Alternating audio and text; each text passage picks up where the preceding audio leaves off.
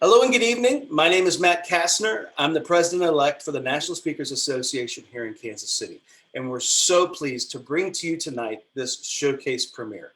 We've been working hard over the last year to cultivate for you the very best in professional speaker talent in the Kansas City area.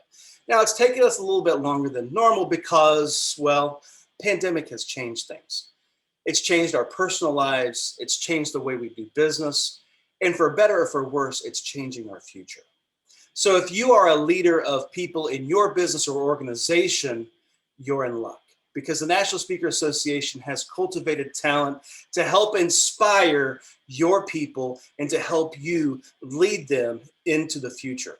So I want you to enjoy, sit back, and reimagine.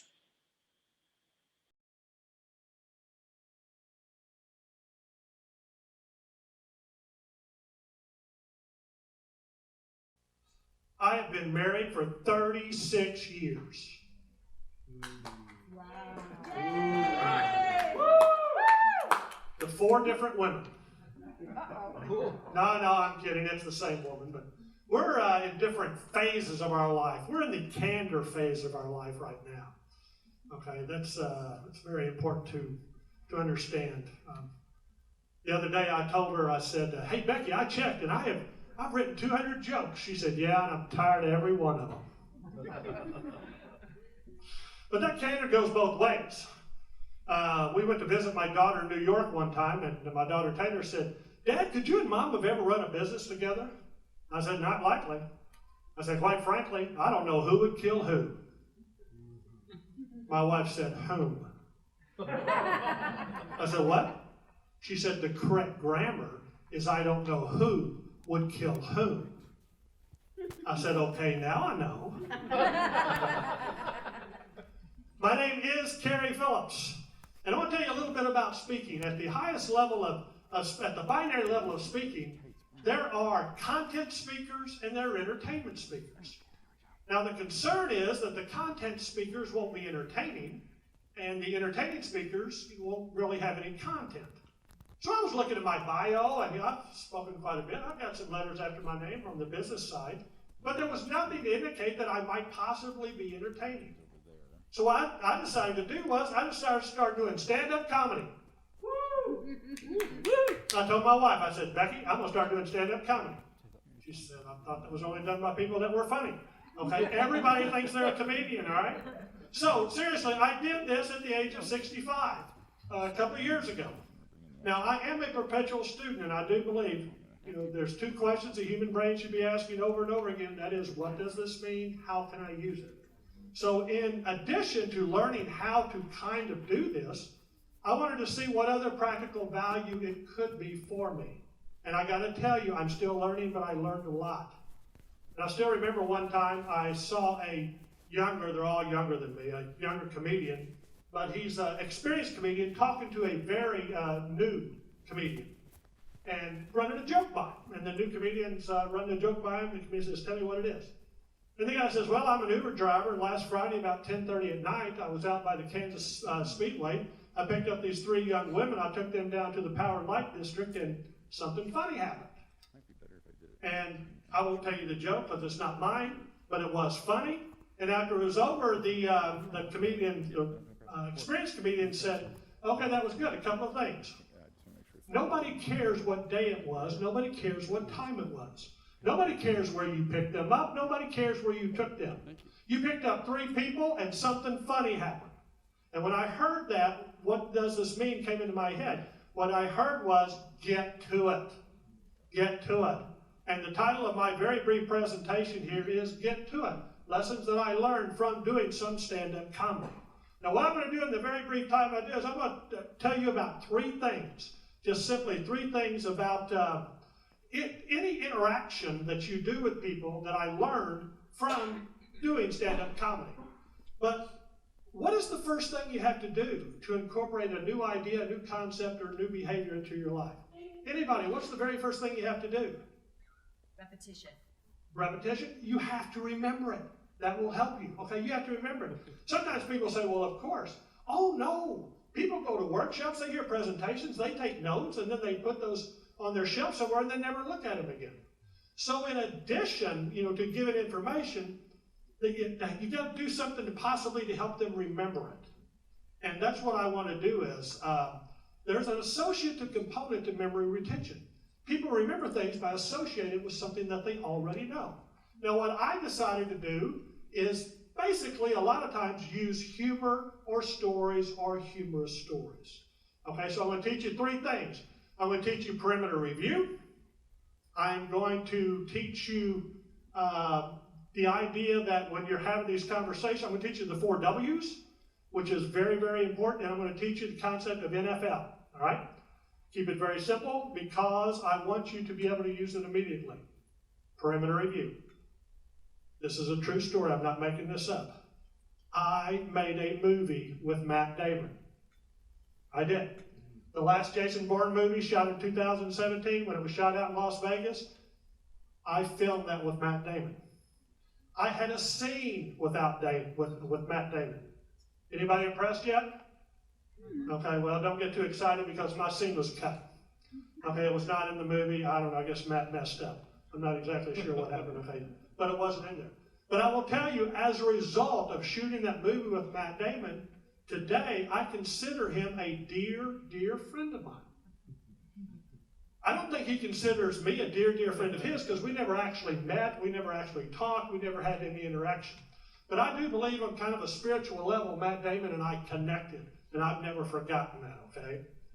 Now with regard to, if you think about interactions with people, one of the first things that I encourage people to do is a perimeter review, just like Jason Bourne does.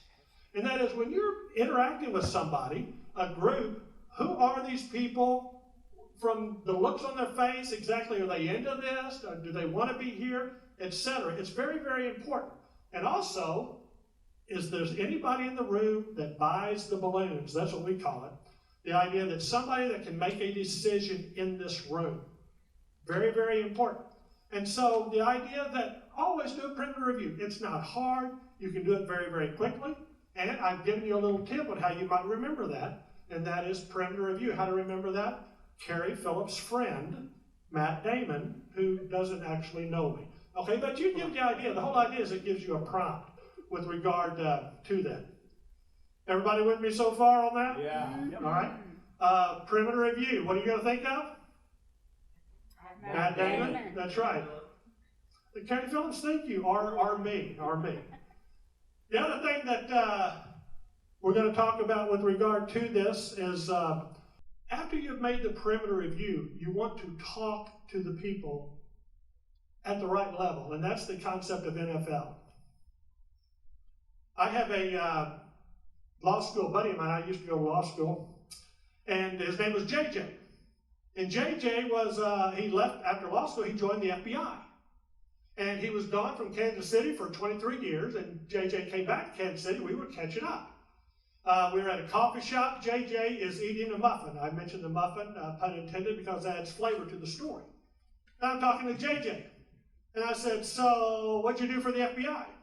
He says, well, I did a lot of things. I did this, I did that. He says, and for the last 5 years, I was a hostage negotiator. You got anybody you went to high school or college with and you lose track of them? And then some years go by, you run into somebody from those days, and you say, what's Mary doing? And they said, oh, she's a medical doctor.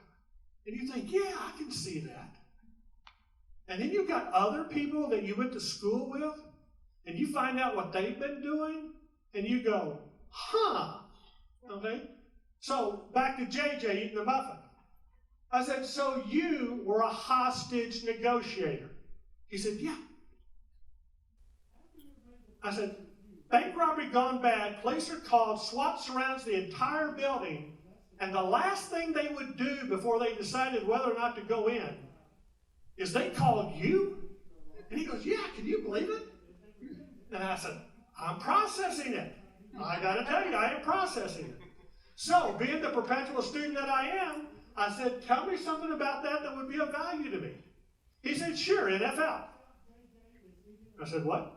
He said, NFL. So I'm assuming you don't mean National Football League. What does that mean? He said, NFL, normal functioning level. He said, this individual that's robbed this bank or something like that, they've never been in this situation before, okay? It's potentially a dangerous situation. You've got to talk that person down, okay? Do not join them. Do not join them, okay? Because they're very, very excited. And that is, I'm going to do this. Oh, no. You don't say, yeah, we'll run in. No. You've got to talk them down normal functioning level. And I said, okay, anything else? He said, listen. I said, oh, sure, you got to listen. He goes, no, I mean listen. I said, absolutely, I'm with you. He goes, no, I mean listen. Truly listen. Listen as if somebody's life might depend on it, which I found was a whole lot of pressure. But think in terms of business, or you're dealing with difficult people or situations. First, if you're going into a meeting or somebody comes into your room, first thing we're doing is a perimeter review. We're checking them out. We're seeing what their mood is, etc. The other thing is sometimes you can tell the person is angry. You can tell the person is upset about something. What I say to myself is NFL, normal functioning level, And then the third one is simply to listen. Okay, simply listen to what is being said. All right? You got the three things? Perimeter. NFL, listen. Those are the three things. I do a presentation which I enjoy. This is a little bit from that, and that is that nobody has to be a failure. You can always serve as a bad example. Okay? The idea that the do's and don'ts. Because almost anything, there is an opportunity to inject some type of humor, if you will. And so I think it's very important because a lot of times in between the speakers today, I will come out and try to tell a joke or two, just in order to give everybody a little break while they mic up the other people. So, in the brief time that I have, I want to tell you one other thing about what's going on tonight. About 25 years ago, I took part in a focus group on the cell telephone, okay? The telephone. And that is, 25 years ago, what could the telephone be used for? And I was with a group, there were other people in other states doing this, but we started talking about, well, what if your telephone could keep track of where you are? Okay, this is 25 years ago. And we talked about that, and then somebody else said, well, what if your telephone could lower your temperature or raise your temperature at your house? So it read it when you came in. And again, that was exciting. And then somebody said, what if your telephone could take a picture? And I said, what? And they said, yeah, you would take a picture. I said, well, why would you want your phone to take a picture? I mean, you've got a camera. They said, well, I don't know, it'd be kind of fun. And I'm thinking about it, I'm talking to him, and he says, take a picture? I said, well, where would it come out? You know, I couldn't figure out where it would come out. The problem that I had there, there was interference. What I knew was interfering with what I was trying to do. Henry Ford once said, if I had asked my clients what they wanted, they would have said a faster horse. Okay? They would have said a faster horse. So at that time, with regard to the phone, and look at where we are 25 years later, at that time, the phone and the camera, all that, I couldn't imagine it. Steve Hughes is an award-winning speaker who helps people look and sound smart when they talk. He is the proud creator of International Face Your Fears Day, and he's been featured in NPR, BBC Radio, and in the Wall Street Journal. Here to show us how to bounce back and thrive in any situation, please join me in welcoming CSP Steve Hughes. Woo!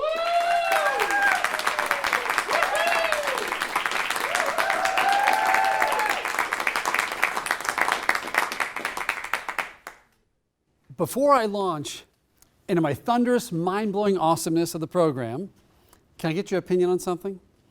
You see, normally I run all my outfits past my wife, and she wasn't able to join me on this trip, and so that's where you come in. I'd like your opinion. So, and just please shoot straight, really. Do these pants make me look bald? Okay, I'm going to take that as a yes. And by the way, I appreciate your honesty. I mean, we're building some real trust here. In fact, we can kind of work with this. We can launch. So the other question I want to ask you is this. Think about yourself a day at work.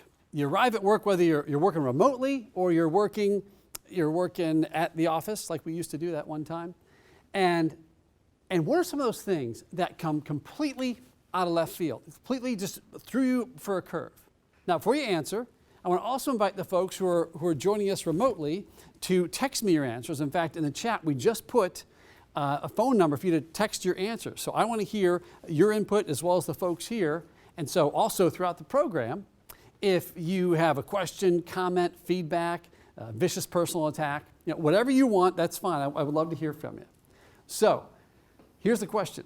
What are some of those things that just come out of left field that suddenly are throw you off your game? It's almost like a 2x4 is thrown at your to-do list. Just shout them out there. What are some things that come up? Stupid people. Stupid people, that's a tough one. Very nice. How about somebody else? Somebody quits. Somebody quits, isn't that great? Or I heard someone say a client leaves. That's tough. Let me check the board here if you don't mind. A pandemic is a tough one. Yeah, that ruins, you go to work and then a pandemic hits. Someone here said, when your boss asks for a report 2 days early. Not cool. Or another person said, sick child. Doesn't it seem like kids always get sick at the wrong time? Or I don't know if there's a good time to get sick. But here's the thing.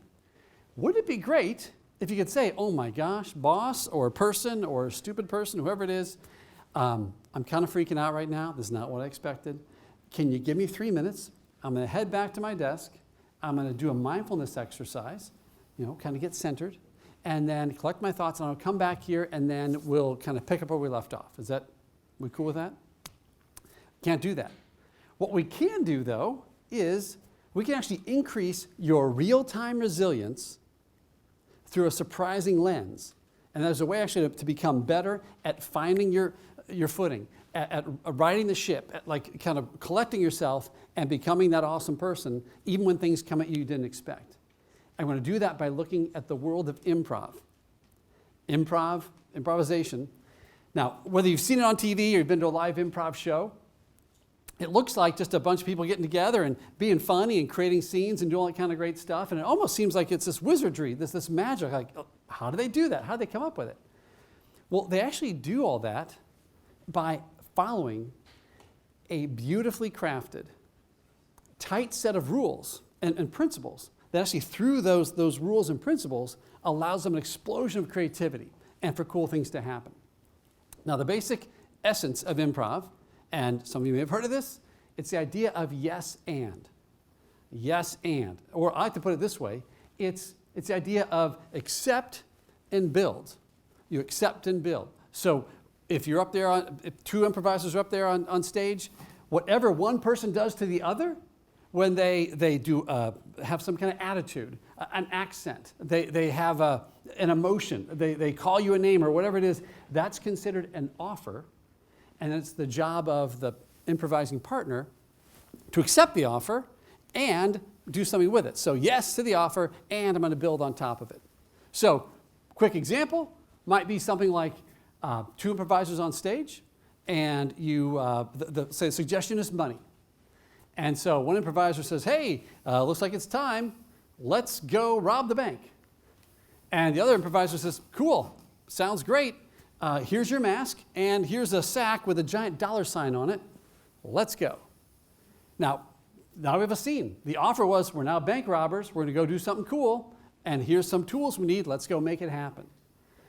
Now, what we don't want to do in improv and in life is we don't want to have a denial. A denial is essentially you shut down the scene. You say no. You block whatever they say. So that same scene that just got started beautifully with a denial looks like this. Take two.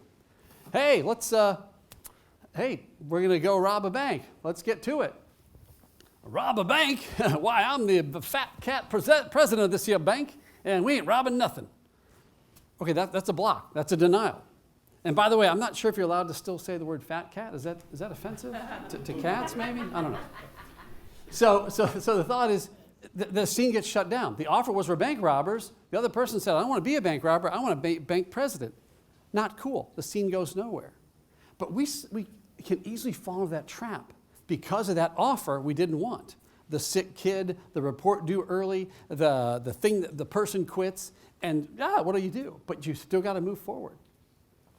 So the idea is when you accept the offer, you're doing what our good friend Marty Seligman said. Now, if you know Martin Seligman, he'd be basically on the Mount Rushmore of resilience. He is, in terms of research, he's from University of Pennsylvania.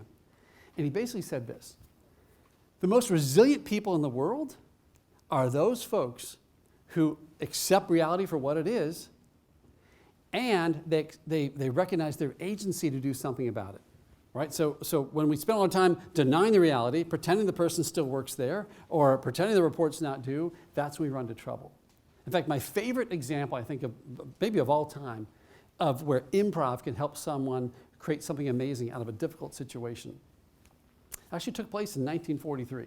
So if you mind, we're going to go back in time. So in 43, we were right in the middle of World War II. It was very common for the men and women stationed at Fort Allen, Texas, right there on the border, for them to kind of head over into Mexico, this sweet little town called Piedras Negras, Mexico. And they'd go out for, say, a night on the town. They'd shop. They'd, maybe go out to dinner, what have you. And so one evening, a group of 10 Army personnel head over to their favorite restaurant in this sweet little town, and it's called the Victory Club. So you show up a bit on the early side, and they're greeted by the maitre d', the manager, and his name is Ignacio. And by the way, remember that. In fact, we should do, somehow have a little mental hook to remember Ignacio, because that's going to come in handy later. So Ignacio brings them in, seats them, hands them menus, and then he heads back to the kitchen to find a waiter or waitress, because he had been at the front of the house for, hour and a half, and he thought surely someone's back there to come on out and they'll help. He goes into the kitchen, and suddenly he finds, much to his shock and horror, he is completely by himself. There's nobody there. There's no waiter, no waitress, no chef, sous chef, food prep, dishwasher, doesn't matter, busboy, nobody. And suddenly he's like, I've got some hungry people out there, and I got to do something. So he looks around, and he's like, this will be nice. But he says, okay, what can I do with what I have? And there's not much there. He finds some freshly made tostadas from the early morning crew who had already left.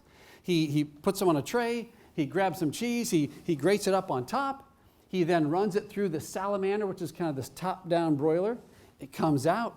He spices it up with a couple of jalapenos, and then he brings it out to the people, and they go bonkers. They had never had such an amazing appetizer. In fact, they loved it so much, they ordered another round. So he runs back, makes the whole thing again, brings it out to them, and by that time, finally, a waiter showed up as well as the head chef. And so Ignacio's done, like, phew, I made it. He's about to head back to the host stand and start to greet other people as they come in. When they say, hey, good sir, what do you call this thing? And this amazing concoction, what's the name of it? It doesn't look like it's on your menu. And all I could think of was his nickname, which was Nacho. Ignacio Nacho. I call him Nachos Especiale. I don't know. And they say, great, fantastic. And thus was born one of the greatest appetizers of all time. In fact, there's a ton of everyday foods that were invented in similar fashion. Things like Toll House cookies, ice cream cones, Worcestershire sauce. I must be honest, isn't the world a better place with Worcestershire sauce? I mean, I probably put that in my gratitude journal like once a week. Just like, how can you not enjoy it enough? But here's the thing with Ignacio and with us, when we get those unexpected offers, those things we don't really want to have happen, but they're here and we got to do something. Because here's Ignacio. He didn't have that moment. He didn't have the training, the talent, the time, the team. He didn't have any of those things to help him take care of these hungry patrons. In fact, I'd argue, by the way, if we were to go back in time, we could send Ignacio to the greatest culinary school on the planet. And we gave him 10 years of training and experience. We gave him a fully stocked kitchen, a staff of 10, and unlimited time. I can guarantee you, well, I can't guarantee, but come pretty close. I bet you he would not come up with nachos. Because here's the thing. When that unexpected offer comes to you, when that bad news is given, you don't have to relish it and go, yay, that's fun. But what you need to say, okay, all right, from this constraint, and recognize from this constraint, it becomes the catalyst for creativity. That's when really cool stuff happens. You're saying, okay, Steve, this is all lovely, yeah, fun food story, whatever.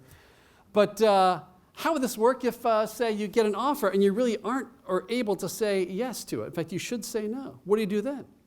Well, first of all, I love that question, but can we watch the attitude? Can we just kind of take that down a notch? Thank you. So actually, you know what I'm going to do, if you don't mind? I'm going to borrow, even better, I'm going to solve one of the world's great relationship issues right here in front of your very eyes. In fact, a relationship problem that should never creep up again. Way better than Cosmo, better than Dr. Phil, which is also my Bill Clinton. You know, I don't have a good voice on that one, but here's the thing.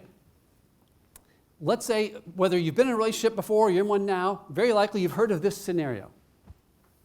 One person says, oh my gosh, I feel so fat. Do I look fat in these jeans?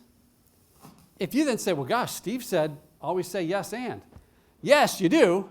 And I'm going to go pack my things because I'm probably going to get kicked out. You know, so no, that would be idiotic. You don't say yes to that. But here's what you do.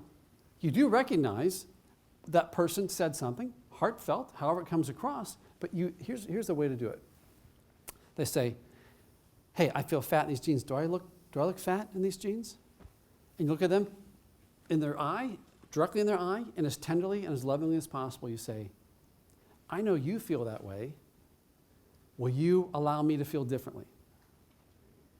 Will you allow me to see you as perfect, amazing, and awesome?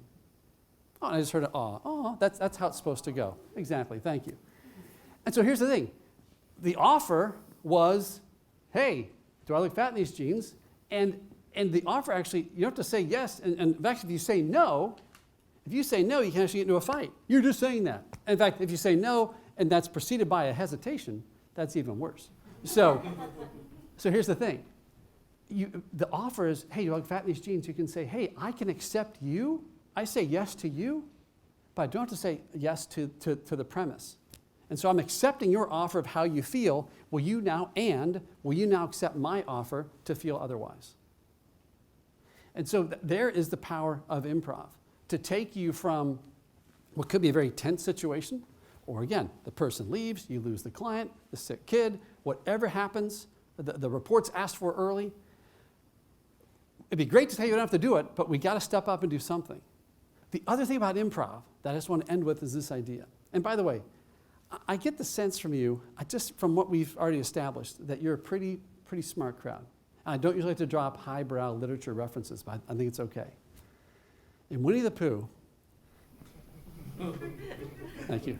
In Winnie the Pooh, no one gets excited when Eeyore comes around, right? If Christopher Robin and Pooh and Tigger, they're hanging out, and oh great, Eeyore's here, yay.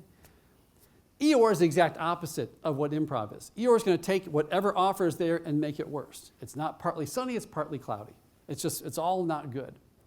So by using this system, by using the idea of simply yes and, you deal with the reality of the situation, you accept it, you say, okay, what can I now do with this? How can I let this constraint now be a catalyst for creativity and let some really amazing stuff happen?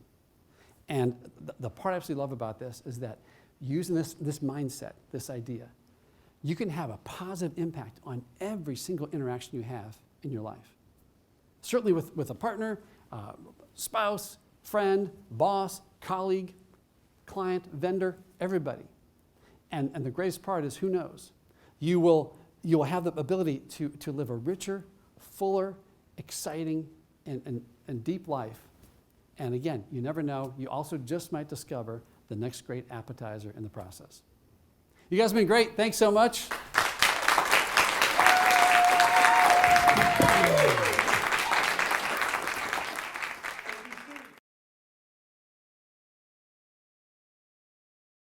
Frank Clay has a wealth of leadership experience as a business owner, board member, corporate executive, trainer, and commander in the U.S. Army.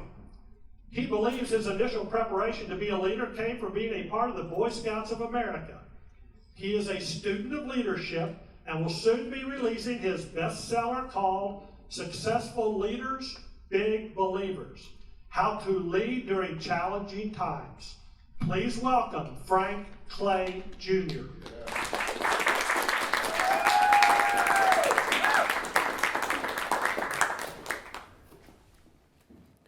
When faced with a major challenge or immediate crisis, Successful leaders are big believers in making sure they know how to make a leadership shift. Survey after survey has indicated that leaders are not prepared. One of the most recent surveys had indicated the reason why they're not prepared is because they're not trained. This really bothered me as we went through the pandemic. It bothered me so much that I wrote the book, Successful Leaders, Big Believers, How to Lead During Challenging Times. What I know is, in order for you to have the leadership shift, you must be a big believer in 5 things. You must be a big believer in your people. You must be a big believer in your processes. You must be a big believer in your principles, your values. And you must be a big believer in your purpose. But the main thing you must be a big believer in is yourself, the person. And if you can be a big believer in these things, you will prepare yourself to have the leadership shift. Now, some of us may say that leaders are made, and some of us may believe that leaders are developed. So how many of you believe that leaders are made? How many of you think that leaders are developed? Well, we're not going to have that debate here tonight. Because it doesn't really matter when you're facing a crisis or a major challenge whether you believe a leader is developed or made. What's most important is that a leader is prepared to lead. And so what I want to do tonight is give you a 5-step process that you can take to make sure that you're ready to make a leadership shift. Now, to give you a picture of how that may look like and how it may feel, let me ask all of you, which I think I'm pretty good at asking this. All of you have bicycles, right? Yeah. Or you're riding a bicycle. How many have a 3-speed? Nobody has 3-speed anymore. 5-speed, 10-speed, 20-speed. It really doesn't matter how many speeds you have. When you're facing an uphill climb, a difficult challenge, a hill that's one that's very steep, you want to make sure that you're in the proper gear before you get there. Isn't that true? You don't want to be in the wrong gear, struggling, trying to get up the hill on your bicycle. You want to be in that nice, easy gear. Well, the same thing goes for leadership. If you want to be prepared to lead during a major challenge or an immediate crisis, you want to make things easy for yourself. And so that's why I talk about the importance of having a leadership shift. Because all of you, whether you believe that you're a leader or not, you're going to have a leadership moment where you will be called upon to make a leadership shift. So what is that? S stands for safe and secure. Your number one responsibility as a leader when you're facing a major challenge is to make sure people are safe and secure. Make sure that they have the proper equipment. They have the supplies that they need. But you're also responsible for making sure that they have the training. You should do some simulation so people can get used to being able to function under extreme circumstances. But more important, to make people safe and secure, you need to be honest with them. You need to tell them about the sincerity and the realistic aspects of the threat that they're facing when they're going through a crisis or major challenge. Too often, leaders take a step back and don't really give a good picture of what people are facing. And it's not so much what you say, it's the fact that they're looking at you as a leader who's commanding the situation. And you have to have that presence in order to lead. Now, having given people a realistic view of what's going on, the next thing you might need to do is to offer hope. Robert E. Perry said, "I will find a way or make one." It's very important for people to hear from a leader, to encourage them, because some people that you're leading may find that the challenge that they're facing is kind of difficult. And so you can put your arm around someone, you can say an encouraging words, But if you don't do any of that, just remember to say, we're going to make it through if we just stick together. Your job is to offer hope when people are going through some challenging times. The next thing, if you're following the word shift, S stands for safe and secure, H stands for hope, you got that, okay, is I, it's information. You are responsible as a leader to manage information. It's very important that you get input and you give out information in the proper manner. It's important to know what people think. It's important to know what they feel. But what I've found in today's time, it's very important for people to tell you what they see. Because in this environment of social media, what people see could be reality. Perceptions are reality. And sometimes what people see can turn into reality. So it's very important that you take time to get input from the people that you're trying to lead, to make sure you have the proper information so that you can set priorities, so you can order people's directions correctly. And then with that information, you need to make sure that you remain focused as a leader. Too many leaders fail because they get distracted. There are a lot of things that are going to happen when you're faced with a major challenge. If you have all the proper information, your job is to take that information to do the best that you can, to lead others, to give them a clear vision of how we get from point A to B. Sometimes you may find yourself successful, other times it may not work out, but you keep going with it. You keep at it. You stay focused until the mission is accomplished. That's the job of a leader. That's what you do when you're making the leadership shift. And so therefore, the last thing that you need to do is to be thoughtful. Be thoughtful about the things that people are doing when it comes to dealing with a crisis or major challenge. It's important to note that people make extreme sacrifices in order to get to the point of doing their best work when there's a major challenge or a crisis. And so, how do you do that? You simply say thank you. In a recent survey by a group called the Achievers, close to 50% of the people that went through this last pandemic felt that they were not appreciated for the extraordinary efforts that were made to get us to where we are today. And you know who can make a difference? It's that leader. It's that person that looks like me and you. And so therefore, we need to take time to make sure that we are helping people by giving thanks. Because when you give thanks to people or show gratitude or be thoughtful, what you're doing is you're showing that you respect them. And in my book called Successful Leaders, Big Believers, How to Lead During Challenging Time, I talk about the 5 R's, which means that when people are respected, they respond to you. When they respond to you, they give you the resources that you need to get the job done. When you get the resources, you get the results. When you get the results, you should recognize them. But if you don't recognize people for the results that they provide for you, you essentially show that you have disrespected them for the efforts that they have made, particularly during a crisis or major challenge. It's something that leaders can really do effectively if they're mindful of the leadership shift. And so, Cary, if you could bring me this can. And I'm going to try to get through this.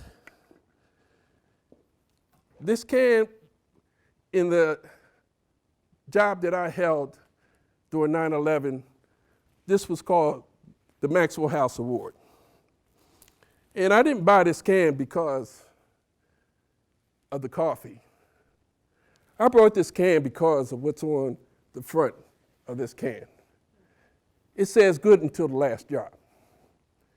And when 9/11 came, people were doing extremely, extremely difficult things. We had to cut our staff down to a third within days in order to make it possible for the company to survive. And so what I would do is I would ask people to take Post-it notes and just stick it anywhere on this can or top of this can for any effort, anything that anybody did that deserves some appreciation. And I can still reflect on the emotions that took place at the end of the day. And so I don't know when your leadership moment is going to come. It may be today, it may be tomorrow. From the way events are happening today, you never know. But if it does come, I hope you all will remember how to make the leadership shift. How to first make people safe and secure, how to offer hope, how to manage your information, how to remain focused as a leader, and how to be thoughtful. I've enjoyed my time with all of you this evening, and I look forward to sharing with you again soon.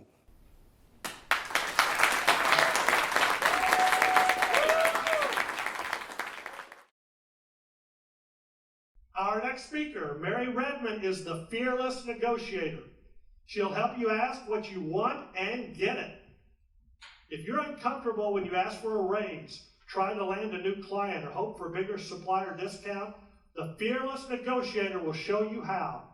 She's an expert in facing fears and walking through them. Please help me welcome the fearless negotiator, Mary Redmond.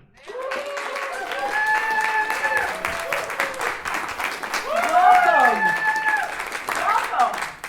So great to have you here this evening. Do these pants make me look fat?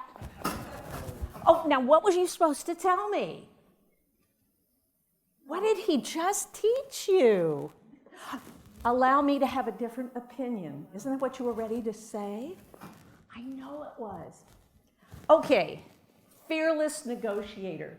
Cary said I'm fearless.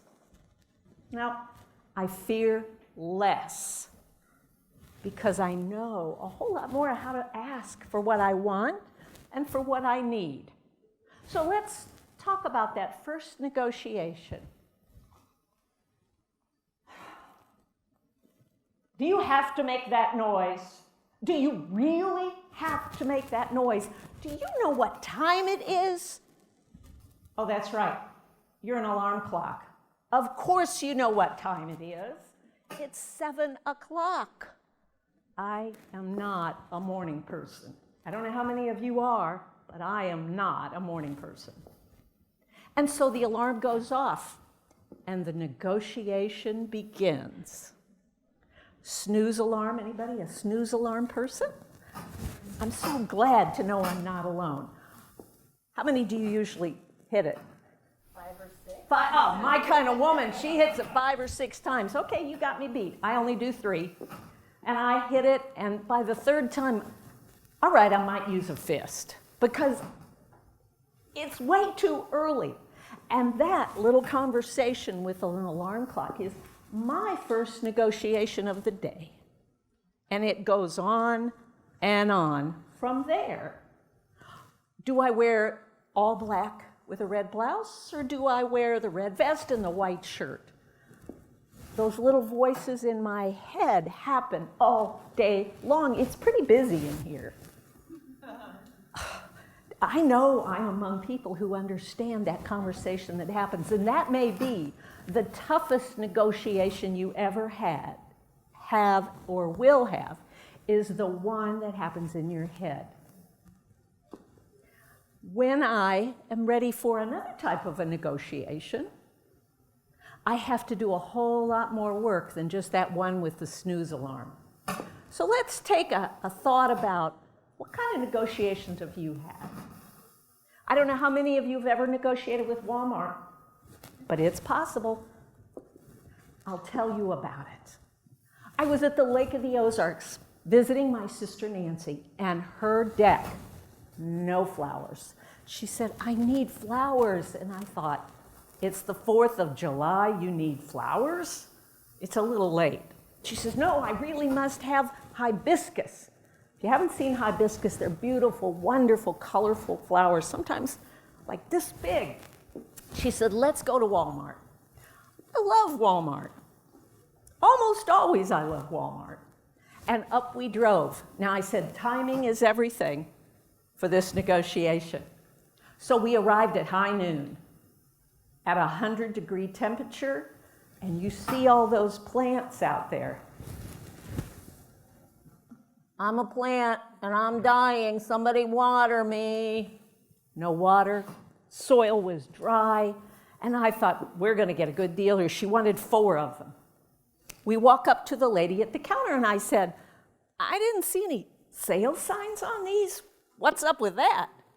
It's the 4th of July, it's 100 degrees. She said, oh, they're not marked down. I said, well, what could you do for me? That's an open-ended question. What can you do for me? She said, maybe 10%. Now, before we arrived, I had set a goal. I want 50% off. I thought that was fair, don't you? I mean, it's the 4th of July. Who else is she going to buy? Who could she sell them to but us? She says, nope, only 10%. I said, how about we call your manager? Manager gets on the phone. She won't dignify me and treat me well enough to come over. She gets on the phone. She says, I suppose I could give you 20%. Now, what was my goal? There you go, 50%. So we aren't even getting warm yet. And I said, well, what can I do about that? And she says, well, you could go up to customer service all the way across the store. Remember my sister Nancy? She was standing right beside me proudly. My sister's the fearless negotiator. As I'm marching up to customer service, I'm, Nancy, Nancy. She didn't want to be, like no one should know that that's her sister. And the next thing I find her is hiding behind swimming suits, peeking out. She doesn't even want to stand beside me and show how proudly we ask for a bigger discount. So customer service, I said, we want to get those flowers in the back. What kind of discount can I get? And she said, none. We are moving in the wrong direction. I've had 10, I've had 20, and now none. What's with this? She said, we have an arrangement with our suppliers, and they'll take back every flower we send them. I can return 100%. What body language did you see? Her head going, we can return them. And her hands on her hips, showing she's the authority. And I thought, she's lying. She can't return dead flowers. Nobody in their right mind would do that. I said, why don't we get the store manager? You know, the ultimate authority, and that's another tip I should give you, is find the ultimate authority. Store manager comes up. I explain my situation. He said, how much would you like to offer for those? I said, 50% off. And he goes, okay, Margaret, write them up, 50% off. Got what I wanted. Yes, that's the way you do it. You have a goal in mind. You walk in, you're prepared, and you make the ask. You make the ask in an open-ended question, and you ask the right person, the decision maker. We were sailing now. I said, Nancy, back up the truck. We got them. And we went home with these beautiful hibiscus flowers. So what are the lessons you've learned? Prepare, know who you're talking to, know what you want. I don't always do that, however. I learn a lot from train wrecks. You know, train wrecks are cool unless you're the engineer on the train. It's fun to watch. Let me take you to the days I lived in sunny Southern California. I was single. I thought I was hot. And we're out there in Southern California.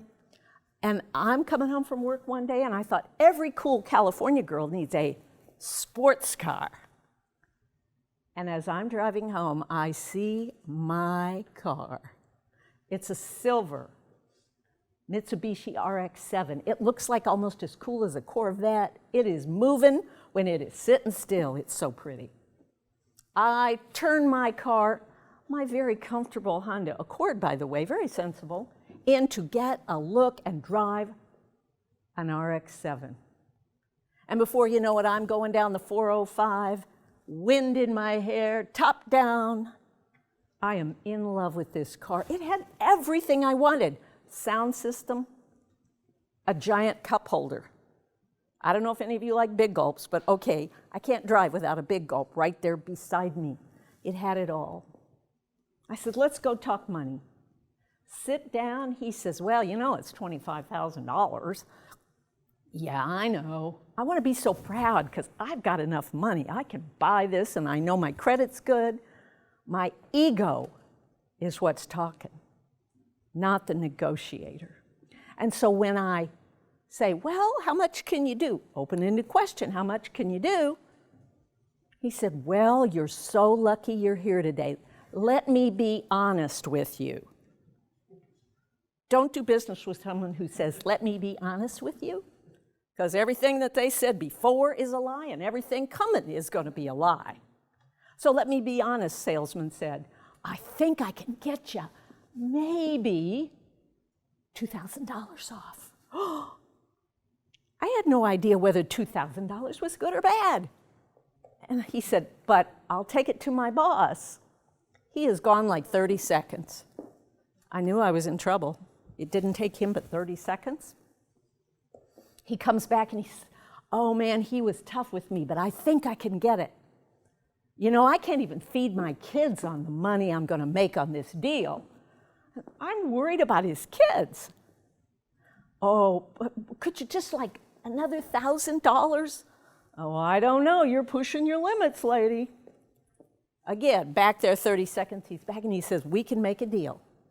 And I went home with my car of a lifetime, my dream car. I had fallen in love with the car. Don't fall in love with anything that you're going to buy. It's trouble and you'll spend too much money. So I said, okay, I made a bad deal. That's the last bad deal I'm going to make. I came home to Kansas in my sports car, and I said, it's time for a sensible car, and it's also time for a sensible man. I was still single, and I met a fellow who's sitting over there, and he said, I'm a negotiator, and I said, so am I, but I need some help. He said, let me help you buy a car. So there we were, off to the Ford dealership, a sensible car again, a Taurus, a Ford Taurus. We went into the dealership. Before we go, I must tell you, he said, do your homework. My job, negotiator. Your job, research. I researched Kelley Blue Book and asked my banker, and I read books on negotiation, and I read books on cars because I'm ready. I know I had made a bad deal before. When we went in, he said, my job's negotiation, and don't talk in front of the salespeople. I think they're recording what we say. Now, he may have gone a little far on that, but back in the day, there were car dealers who recorded things. And we went in. It was sunny afternoon. It was winter. It was cold. And we started the negotiation. And it went 4 rounds. It started at $18,000, and we brought it down some. And I think it was 4 rounds we went. We were $50 apart. And we were at my target amount, which was $13,750. And that was my target. And we were $50 away. And Dwayne said, flip a coin. We flipped a coin, we lost, it was $50. We didn't care. We were right there on the money that I wanted to pay for a car. Now, you can refocus your thinking about negotiations, because some of you may not negotiate much, and some of you may negotiate all the time, everything you do, starting with that alarm clock. If you begin to look at negotiations now, research, like I did for the car, you look at what your goal is and what their goal is. At Walmart, they want to sell flowers, I want to sell flowers. At the car dealer, they want to sell cars, I want to buy a car. I did my homework. I understood their needs and wants. I knew how to ask for what I wanted. I knew how to listen to what they said to me. Remember the guy who said, I want to be honest with you? At least I heard that part. And it was a warning. So we listen to what they say, we ask good questions, and you will narrow the gap between the price they ask for and the price you want to pay. Whether it's you're buying equipment for your kid's soccer team, or whether you're closing a multi-million-dollar deal, you follow the same steps to negotiate. And doesn't that make you relax a little when you think, this process for these things Mary talked about will help me at what I do? And that's the beauty of negotiations. You rinse and repeat. You do what it takes, and you get what you want. The beginning of every negotiation starts with making the ask.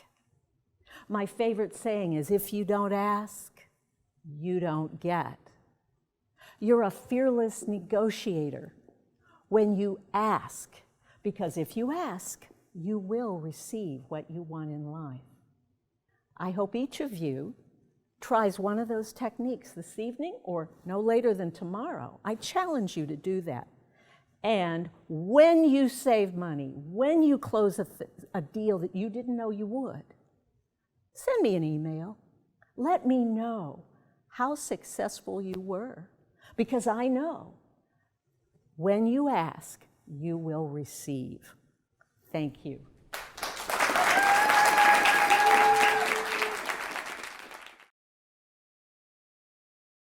Lauren Schieffer, our next speaker, is not going to tell you how to be successful in the 21st century.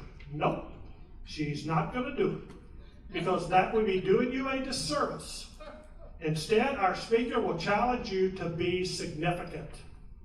Lauren Schieffer, CSP, also known as the Colonel's daughter, grew up relocating between Air Force bases every few years. That instilled in her a profound independence and ability to adapt to changing circumstances with grace and humor.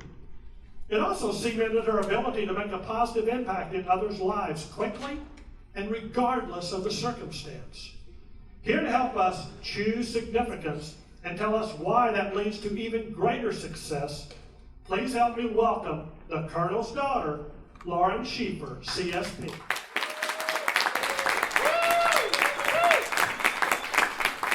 Good evening.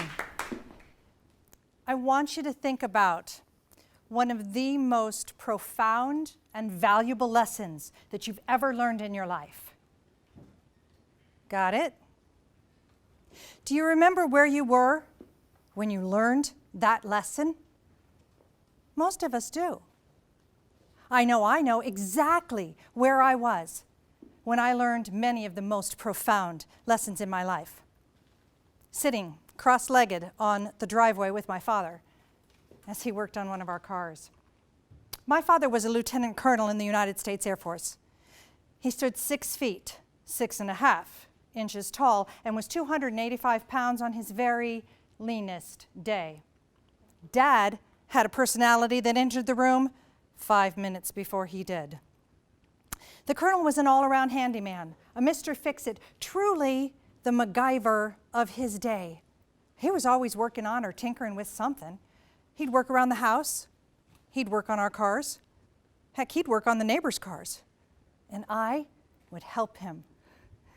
Helping him usually involved sitting with him to keep him company and handing him a tool every now and then while he talked to me about life.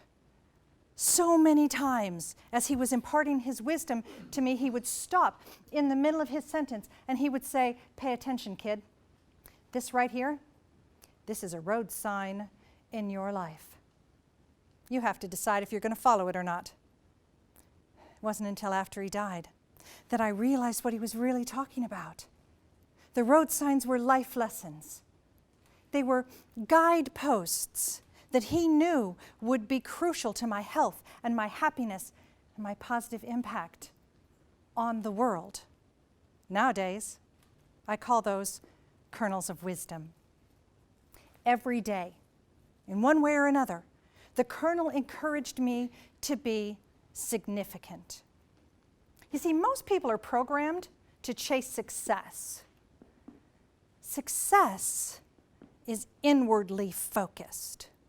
Success is about how much money you make and what your title is and the accumulation of stuff and trophies and accolades. Success is about me. Significance, on the other hand, is about we. Significance is outwardly focused. Significance has nothing whatsoever to do with how much money you have or make, or what your title is, or what your perceived power is. It's not about compensation packages and parking spots. Significance is about how many lives you touch and the manner in which you choose to impact them, because how we impact others is a choice. Significant leaders are intentional in having a positive impact. In addition, significant leaders empower those they are leading to create their own legacy of significance and carry the concept forward. Indeed, you will know that you are a significant leader when people who talk about you, they don't talk about what you've achieved for yourself, but rather what you've accomplished to benefit others. The colonel used to say, anyone can be successful, kiddo. Making money, climbing the corporate ladder, that's easy. Choose to be significant. Following that road sign, that kernel of wisdom, has become part of my life's work. And because of that, I have had the privilege of sitting at the feet of many significant leaders, in addition to my father. And I've learned bits and pieces from each of them. I've noticed, though, that all of them have certain characteristics in common. And over the past few years, I have condensed what I believe to be the most indisposable of those characteristics into my 9 essentials of significant leadership. Today, I'd like to share 2 of them with you. The first is this: treat all people with respect. Now, that may seem like a very simple concept, but in practice, it's a lot more complicated than that. You know, I read in a book once when I was young, than I am today. The book was called How to Deal with Difficult People. It was by Paul Friedman. I don't know if Friedman intended this to be profound. It was profound to me. And I took it on as a standard for my life. Friedman said this: I choose to treat this person with respect, whether or not I like what they think, say, or do. Now, to me, that means that even though they're not treating me with respect, I choose to treat them with respect. And the operative word in that sentence would be what? Choose. Choose, yes, thank you. It's a choice.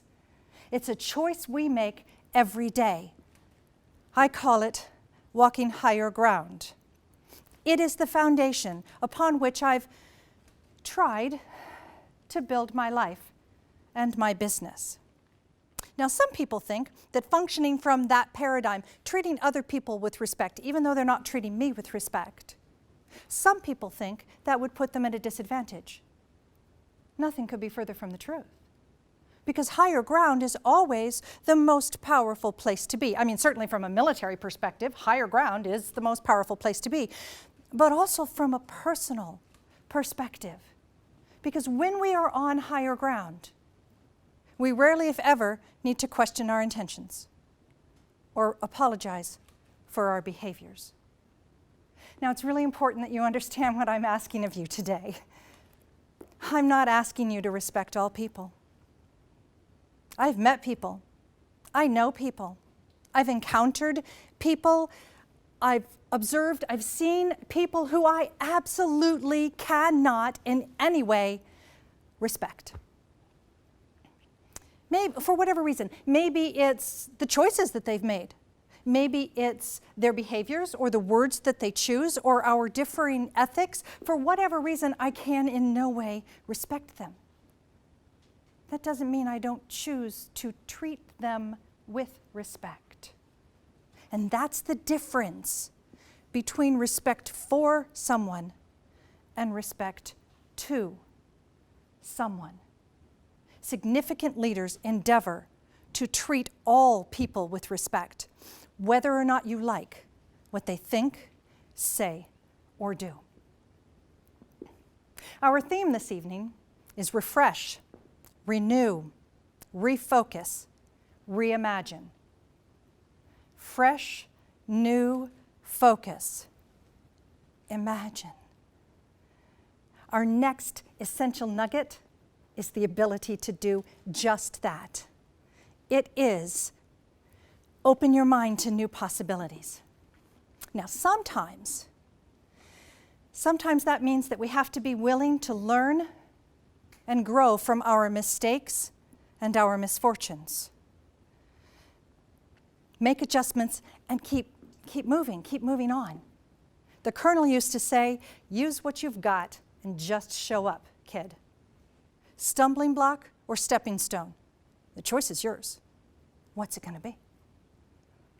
There are so many things that have happened over this past year that could easily be called stumbling blocks. And I don't mean to make light of any of them. But what if you could look at them from a different direction?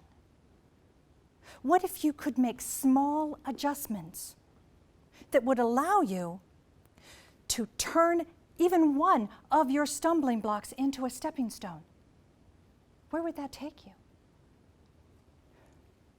When I was a small girl of 6, maybe 7 years old, Dad spent countless hours and what my mother called an obscene amount of money building a remote control model airplane. Now, back in those days, they were called radio controlled, and the technology was brand new, cutting edge for its day. I remember helping to paint the wings with a black and white feather pattern and sitting with him in the garage as he worked on it every night. This thing was massive. It had a 6-foot wingspan and took up all of the space in the garage during the 1.5 years that he spent building it. I remember the anticipation and the excitement on that fall morning when we all climbed into the Jeep, pulling the plane in a flatbed behind us, and we drove out to the mesa south of Chandler, Arizona. This was going to be the day that we were going to finally test the bird on her maiden flight. I remember it took several hours to get everything ready. Now, Mom and the kids, we were on runway duty. It was our job with brooms and rakes to clear out all of the rocks and the debris from a relatively flat area of the desert to create a runway so that nothing would be an obstacle for takeoff. Dad had to check the wind patterns, and then he had to recheck the wind patterns. And then he connected the receivers and made sure that they were working. Then he checked the wind patterns. Then he had to set up the cameras, both still and 8mm, to record the moment for posterity. And then there needed to be one final check of the wind patterns. Finally, everything was ready.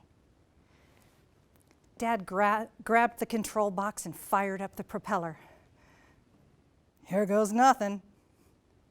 Slowly, he pushed the throttle lever forward, and the plane started moving down the runway, faster and faster. And it seemed before we could blink, the bird was in the air and flying and flying and flying and flying. Mom squinted into the wind, into the sun. Are you going to turn it back before it gets out of range? We watched it get smaller in the distance, I'm not quite sure how to do that. I didn't think that far ahead. I didn't think she'd actually fly today. So there we all stood, watching a year and a half of Dad's life and an obscene amount of money fly off into the distance, never to be seen again. Well, we drove across the desert for hours, well after dark, but we never actually found the plane. Well, Mom never let Dad forget that last lost toy. The lessons we learned from that costly mistake were invaluable. We learned to expect the unexpected. We learned to always have a backup plan. We learned that those things you're not thinking about are the very things that are going to go wrong. And Dad learned to never again share with Mom how much he'd spent on one of his projects. Most importantly, the lessons that first radio-controlled debacle taught Dad allowed him to open his mind to new possibilities. For him, it was not a stumbling block, it was a stepping stone. It inspired him to build a second, and many more after that, every time finding new ways to improve the design or adjust the structure. Or sometimes he would sculpt his own airfoils for the wings. He tried hundreds of different materials. Some worked well, others didn't. But each iteration taught him valuable lessons. And when he became the division chief of the Air Force Flight Dynamics Laboratory, his tenacity paid off as his team designed new structures and new technologies and new materials for drones and planes that are still in the air today, like the B-2 stealth bomber and the F-series fighter jets. What are the stumbling blocks that you have encountered, or maybe are going through right now? Granted, some of them may be bigger than seeing a couple of $1,000s in a year and a half of your life fly off into the distance, never to be seen again. But what if you could look at them differently? What if you could take the lessons that you've learned and turn them into stepping stones? What if you could take what you've learned and put it into practice to benefit someone else? As you create your fresh, new focus and reimagine the next phase of your journey, how could you take the lessons from the last year and use them to be more significant than you could have ever dreamed that you could? The Colonel focused his time and his energy on being a significant leader and encouraging his daughters to do the same. I am the Colonel's daughter.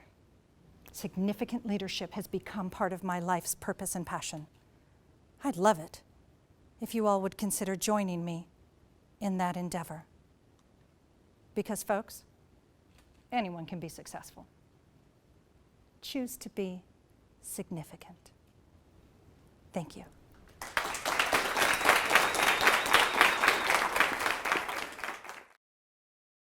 Ladies and gentlemen, this is not the masked speaker.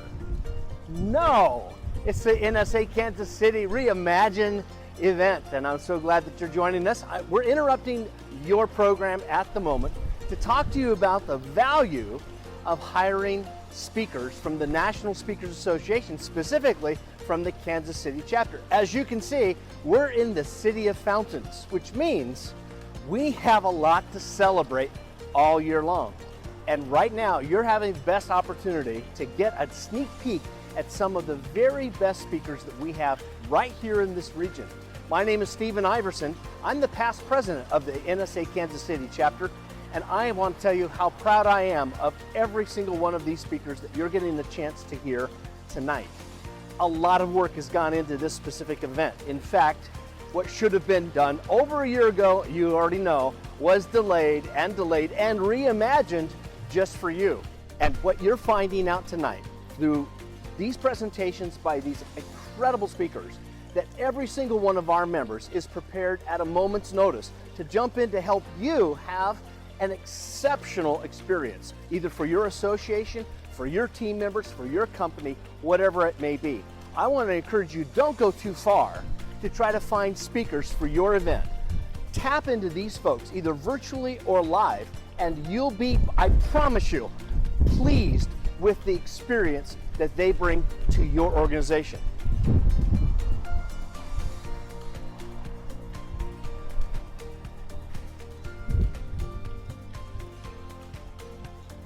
Actually, it's pretty good. I think I'll stick with that. Do we need more? Well, here, how about this? Hey, our speakers tonight are so funny. Get this. You're going to be laughing with milk shooting out your nose.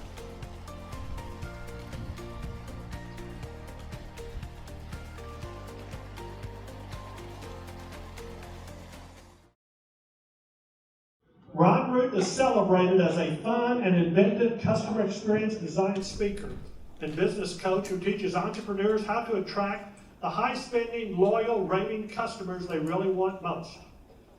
Ron is also the founder of reImagine Institute, a learning center where business owners discover how to harness the power of inspiration, imagination, and creativity to overcome their greatest business challenges. Today, Ron brings that reImagine spirit to the stage to teach you the value of embracing a visionary's mindset to reimagine and renew the customer experience your business delivers now and into the future. Please join me in welcoming the man I call Professor reImagine, Ron Ruth.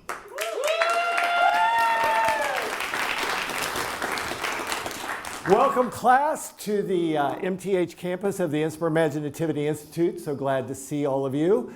Today we celebrate the masters of reImagine, the creative, curious, forward-thinking visionaries of yesterday and today. And I'm going to ask all of you to join me in this celebration by first raising whatever your favorite hand is in the air. Get it up there, and give your wrist a little room to wiggle around a little bit like this, okay? Now, what I want you to do is please repeat after me.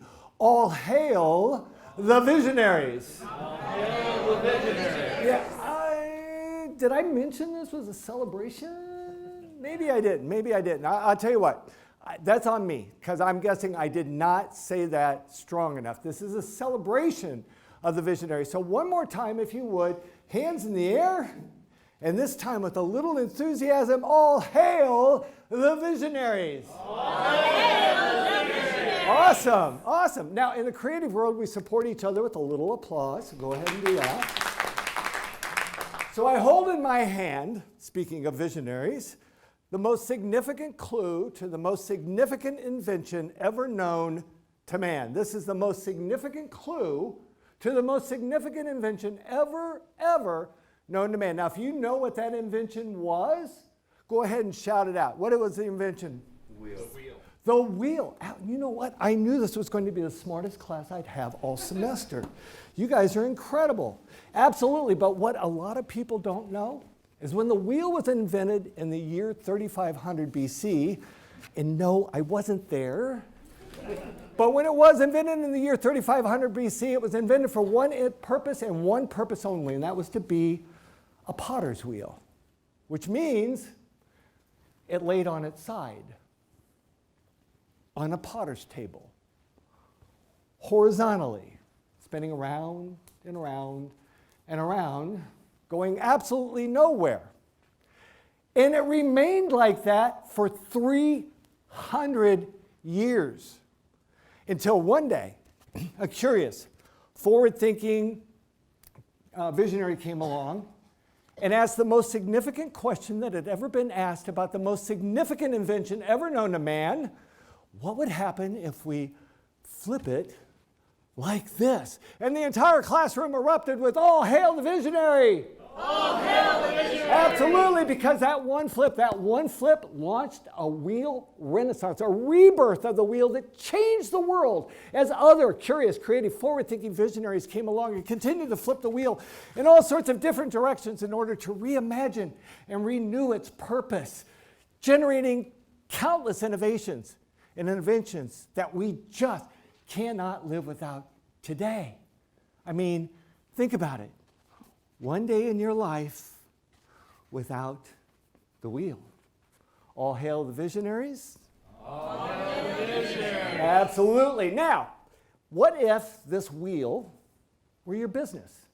And what if you were to flip it like this to reimagine and renew the customer experience you provide in your business? And what if that one flip changed your customer's world, became an experience they just couldn't live without?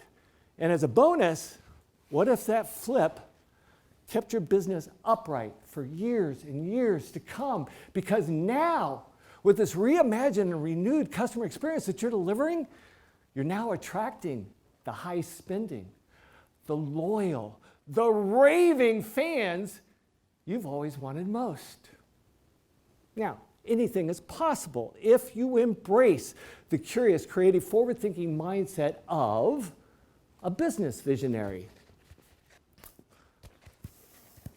So, to help you fully realize your potential as a business visionary, I brought with me tonight, directly from the Imaginativity Institute, an invention of my own making. This is, ladies and gentlemen, the Flipmaster 3000. Thank you. Yeah, that works as well. Now, as you can tell, this is a very complex and complicated device designed to, it's designed to spell out the 6 essential steps a business visionary needs in order to reimagine their experience, to flip it, if you will. And because it is still a new invention, it's a beta project, which means it has to be operated manually. So, I've invited my very capable and very well-trained teaching assistant, Robin, to join me. She will be extracting the data from the Flipmaster 3000. I, in turn, will be translating that data for all of you. So, what is the first flip it step from the Flipmaster? It is an F. Follow your curiosity on a quest to answer the most significant questions about the most significant elements of the experience you deliver. The answer should lead you to make your business more easily accessible, more warmly accommodating, more instantly accountable, more genuinely appreciative, and most of all, more must-have appealing to the customers you want most. So that's first step is an F. What is that second step, Robin, from the Flipmaster? The flip it step is an L. Let go of the status quo. See, allowing the experience you deliver to get caught in that rut makes your business ordinary and average. And here's the challenge, is that customers are never loyal to ordinary, and they rarely ever refer average, but they will tell the world about the most remarkable experiences they've ever enjoyed from any business that they've done business with, where they feel that they were treated like they were valued, important, and as though the experience that they were enjoying was created solely with them in mind.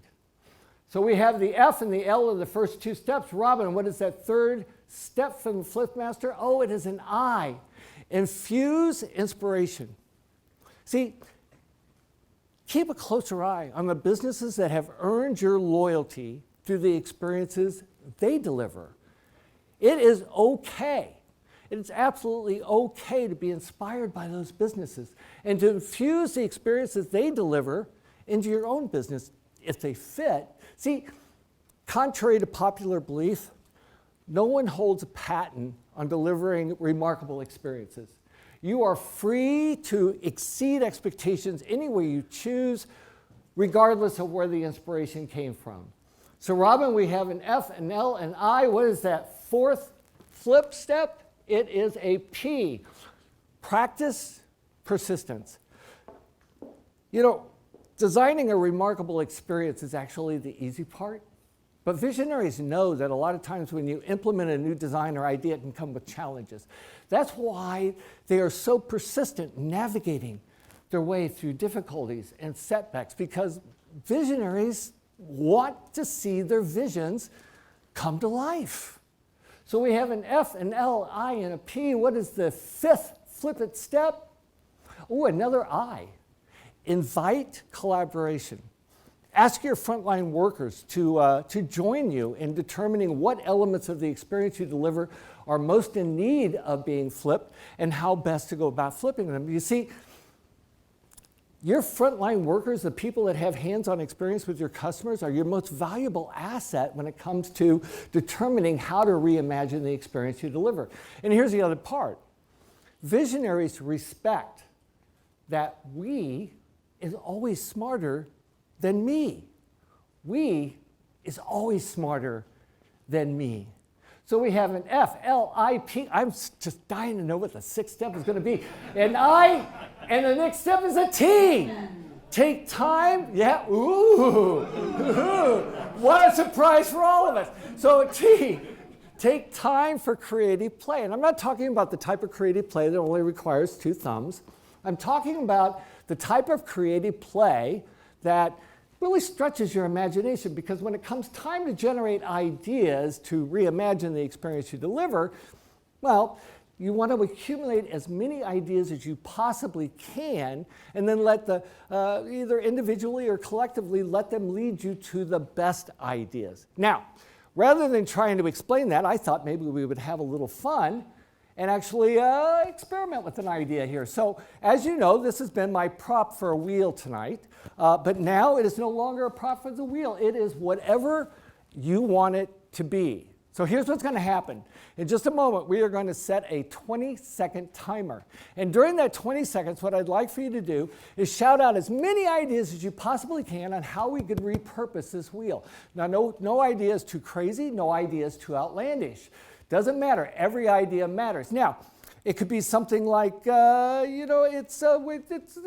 bowling with disc. Or maybe it's something like the world's giant aspirin for the most excruciating headache. Okay, so does everybody understand this? Say yes? Yes. All right, now I want to make certain that you are actually in the spirit. So here's what we're going to do. I need you all to repeat after me, and I want you to really put some heart into this. Here we go. You ready? I am curious. I am curious. I am creative. I am creative. I am a visionary. I am a visionary. Yes, I think you're ready to go. All right, we're going to set a 20-second timer. I'm looking at it now. Robin is going to count how many ideas you come up with. So hang tight. 3, 2, 1. Hit it.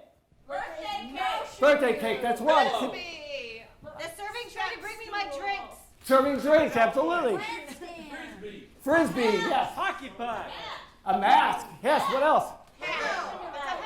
A hat. Oh, a hat. Yes, a hat. A plug for a hole in the dam. A plug for the hole in the dam. I like that. What else? Pedestal for me. Okay, your 20 seconds are up. Okay, so how many ideas did they come up with? 20. Wow. So once again, in the creative world, we support each other. Okay. Now, you came up with 20 ideas in 20 seconds of what we could do with this just from a free flow of ideas. Imagine how many more ideas you could have come up with if you were given a minute or a full day. See, this same exercise will work in your business when it comes time to reimagine the experience that you deliver. You just have to let the ideas flow, and eventually you'll accumulate so many ideas that either individually or collectively they will lead you to the best idea. Now granted, not every idea is going to fit into your budget. Not every idea is going to fit into your time constraints. But again, accumulating enough ideas without critical thinking, you'll have enough ideas that are going to help you reimagine that business better than you ever imagined. All right, so we're going to do a quick review. Here we go. I need your help. Give me an F. F. That's follow your curiosity. Give me an L.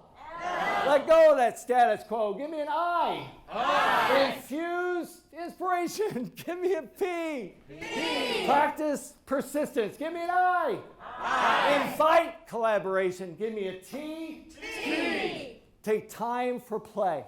Now, if you follow these 6 steps to the letter, if you follow these 6 steps to the letter, You'll not only graduate with honors from the Imaginativity Institute, you will begin to attract those high spending, those loyal, those raving customers you've always wanted. And before you know it, they will be joining me and the rest of the world in saying, all hail the business visionaries. Thank you so much. Class is dismissed.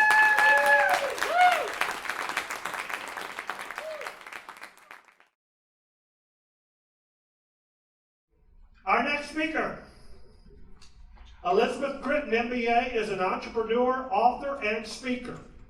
No stranger to adversity, she overcame the odds, moving from welfare to wealth. She obtained acclaim as America's top Avon sales representative, selling more than $7 million in products and earning Avon's highest honor, Woman of Enterprise. Her book, From Knocking on Doors to Making Millions, Top Strategies for Direct Sales Success, is a required resource for entrepreneurial managers and companies. Elizabeth delivers workshops and keynotes that inspire audiences to defy roadblocks and exceed expectations. Her program, From Goal to Go, transforms lofty but languishing goals into straightforward steps to success. She solves stuff. Please welcome Elizabeth Critten.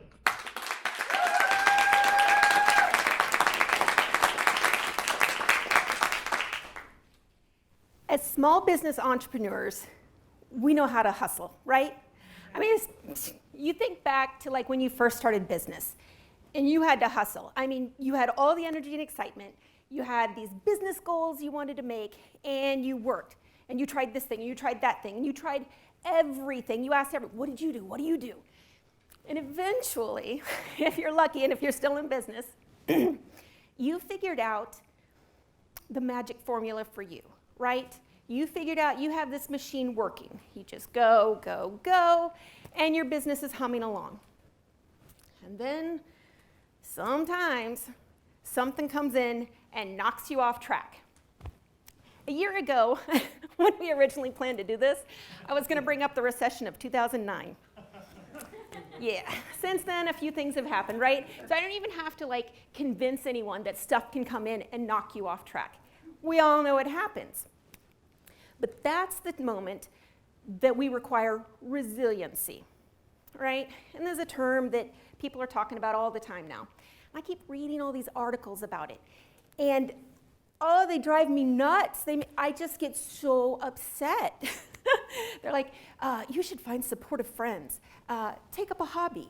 Learn to meditate. And I'm like, but then what? I can't meet sales goals with meditation. I can't feed my kids on a hobby. I mean, don't get me wrong. I've got the Calm app on my phone. I've got a tray of crystals. And depending on my mood that day, I pick the crystal that I want. But those crystals don't pay my bills, right? I'm like, I need something I can work with. I need functional resiliency. So that's what I want to talk about tonight. Functional resiliency, something you can use to get back on track, to get your business back on track. Now, the nice thing is, it's super simple. I mean, for anyone who's an entrepreneur, anyone in business, you work with customers, right? And we all do the same thing with each customer. You greet the customer, you figure out what they need, and you deliver the goods. Doesn't matter if it's a hamburger, Coke and fries, face cream, face wash, and mascara, it doesn't matter, right? Greet them, figure out what they want, and deliver it. Now, I had a store for a little over a dozen years, and there are times when the store would be slow. You could see a customer coming. You could see them coming before they even walked in. There are times you might be a little busy, and then you hear the doorbell, there's a customer. You go greet them. And sometimes you're real busy, and you're working on different things, and then all of a sudden, well, hello. They just sneak up on you. It happens, right? And that's the same thing with change, with disruption. You need to greet it. You need to accept it's there, but it comes in all different forms, right? Like, we didn't know exactly what the pandemic was going to be like when it arrived, but we saw that sucker coming a half a planet away, right? I mean, there are things that happen to people. A tornado will rip through their business. You know that when you hear the alarm. There's subtle stuff, like small events over the course of years, and suddenly you realize you're not doing with your life what you wanted to. Now that sneaks up on you.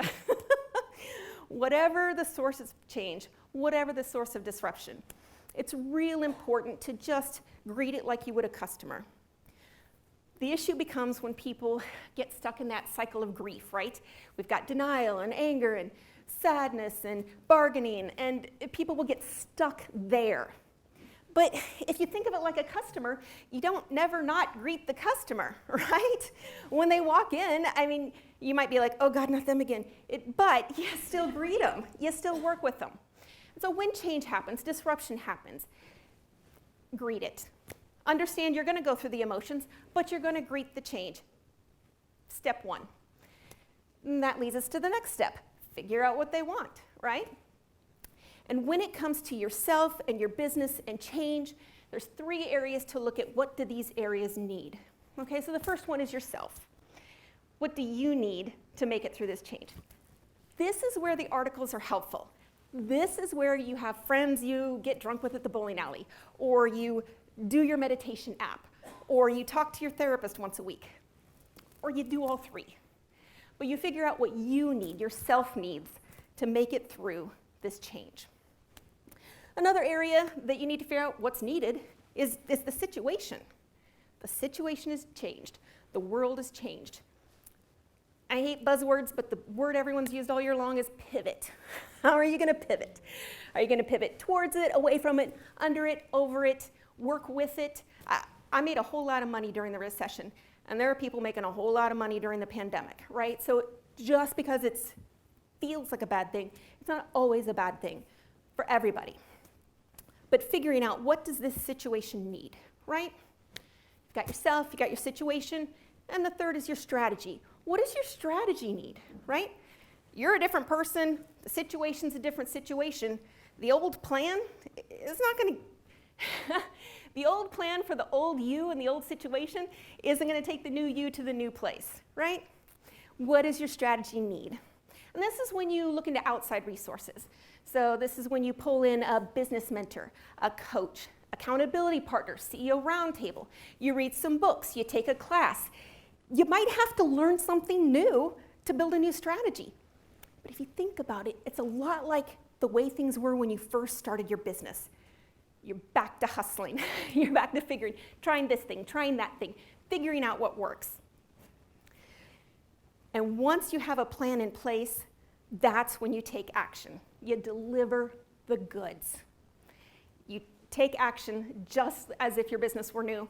Because seriously, when it's big change and big disruption, you might as well be in a new business, right?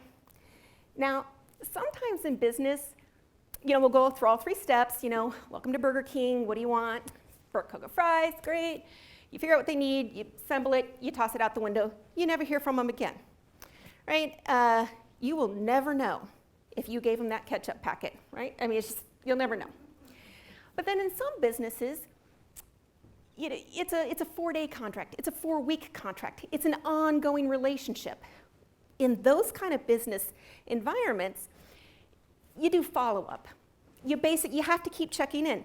Well, is this working out okay? Are you happy? Because you want the contract to continue, right? And anyone in sales has probably heard this one, but the fortune is in the follow-up. That's where the money's at. And if the fortune's in the follow-up with your customer, the fortune is in the follow-up with your business plan, with your strategy, with your action. So you're going to take action, you're going to try these things, but you're going to want to check in. Is this the right way to go? Is that the right way? Did I pick the right thing? I took their advice.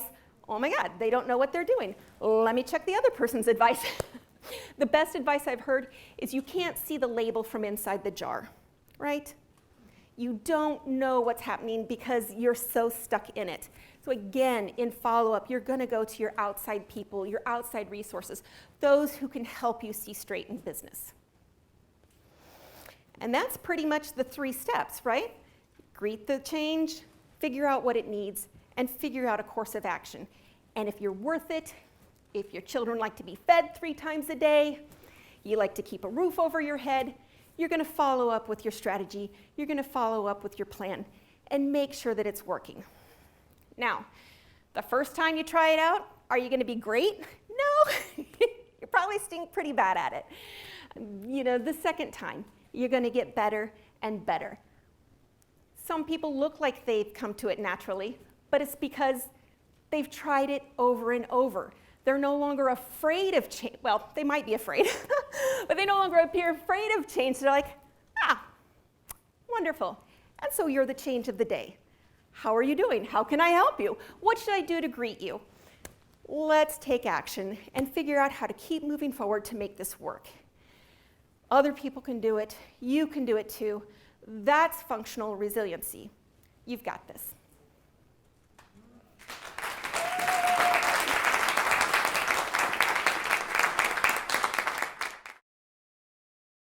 You can market all you like, but people believe what they experience. Jack Mackey made that discovery as an executive with one of the world's leading customer experience firms, SMG. With Jack's business development leadership, SMG increased client count 1,000% over 10 years. The team generated $50 million in annual recurring revenue.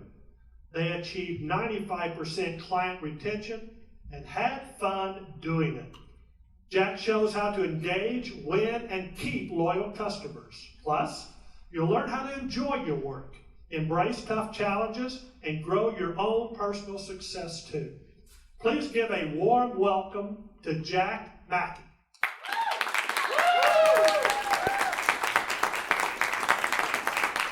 Hi there, hi there. We're going to have a good time together, especially if you enjoy concrete examples better than general theory. In fact, I had 3 specific things that I've learned in business that I'm going to share with you that have the potential to transform your career and, as Cary said, help you enjoy kind of doing it. And the first thing I learned in business is to grow more, give more. Let me give you an example. This is what I call the John Ross growth story. By his own admission, John Ross was a skinny, red-headed, awkward teenager, but he could play the piano, and that landed him a seasonal job at a music store in a mall as a stock boy.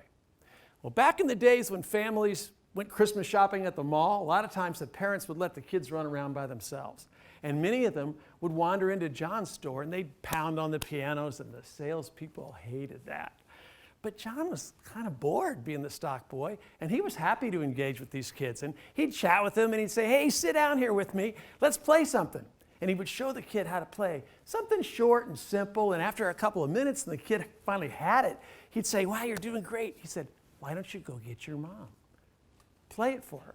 So the kid would run and, get his mom, and she'd come back and she'd be duly impressed and proud. And John would say, "It only took me a couple of minutes to teach your kid this. Gee, could you imagine if you were taking lessons?" and sometimes the women would go, "Oh, that's great, let's do it." But more often they'd say, "Well, we can't really afford a piano."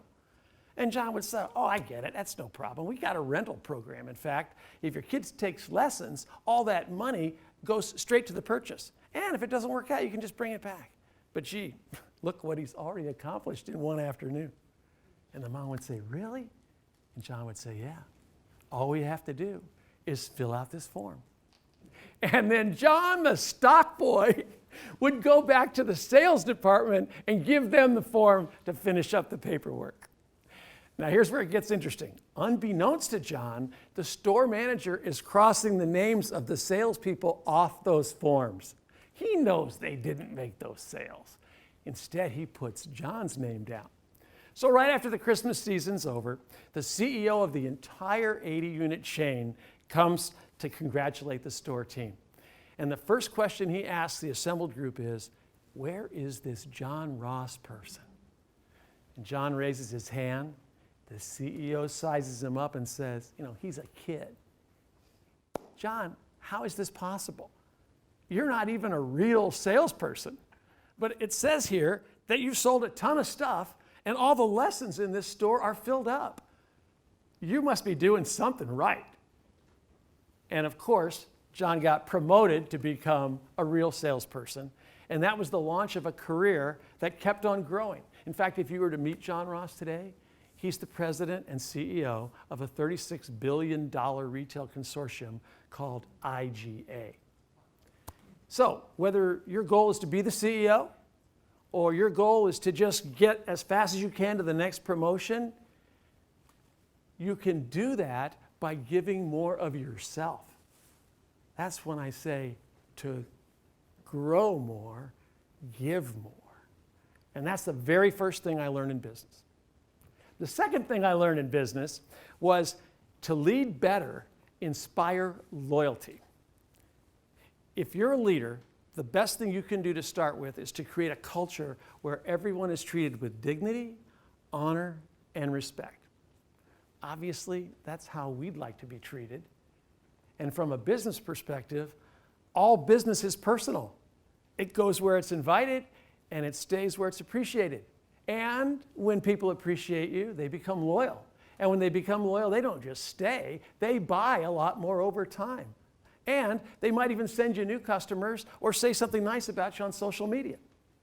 But I've got to warn you, if you haven't already discovered this, social media exposes the gaps between what you promise and what you actually deliver.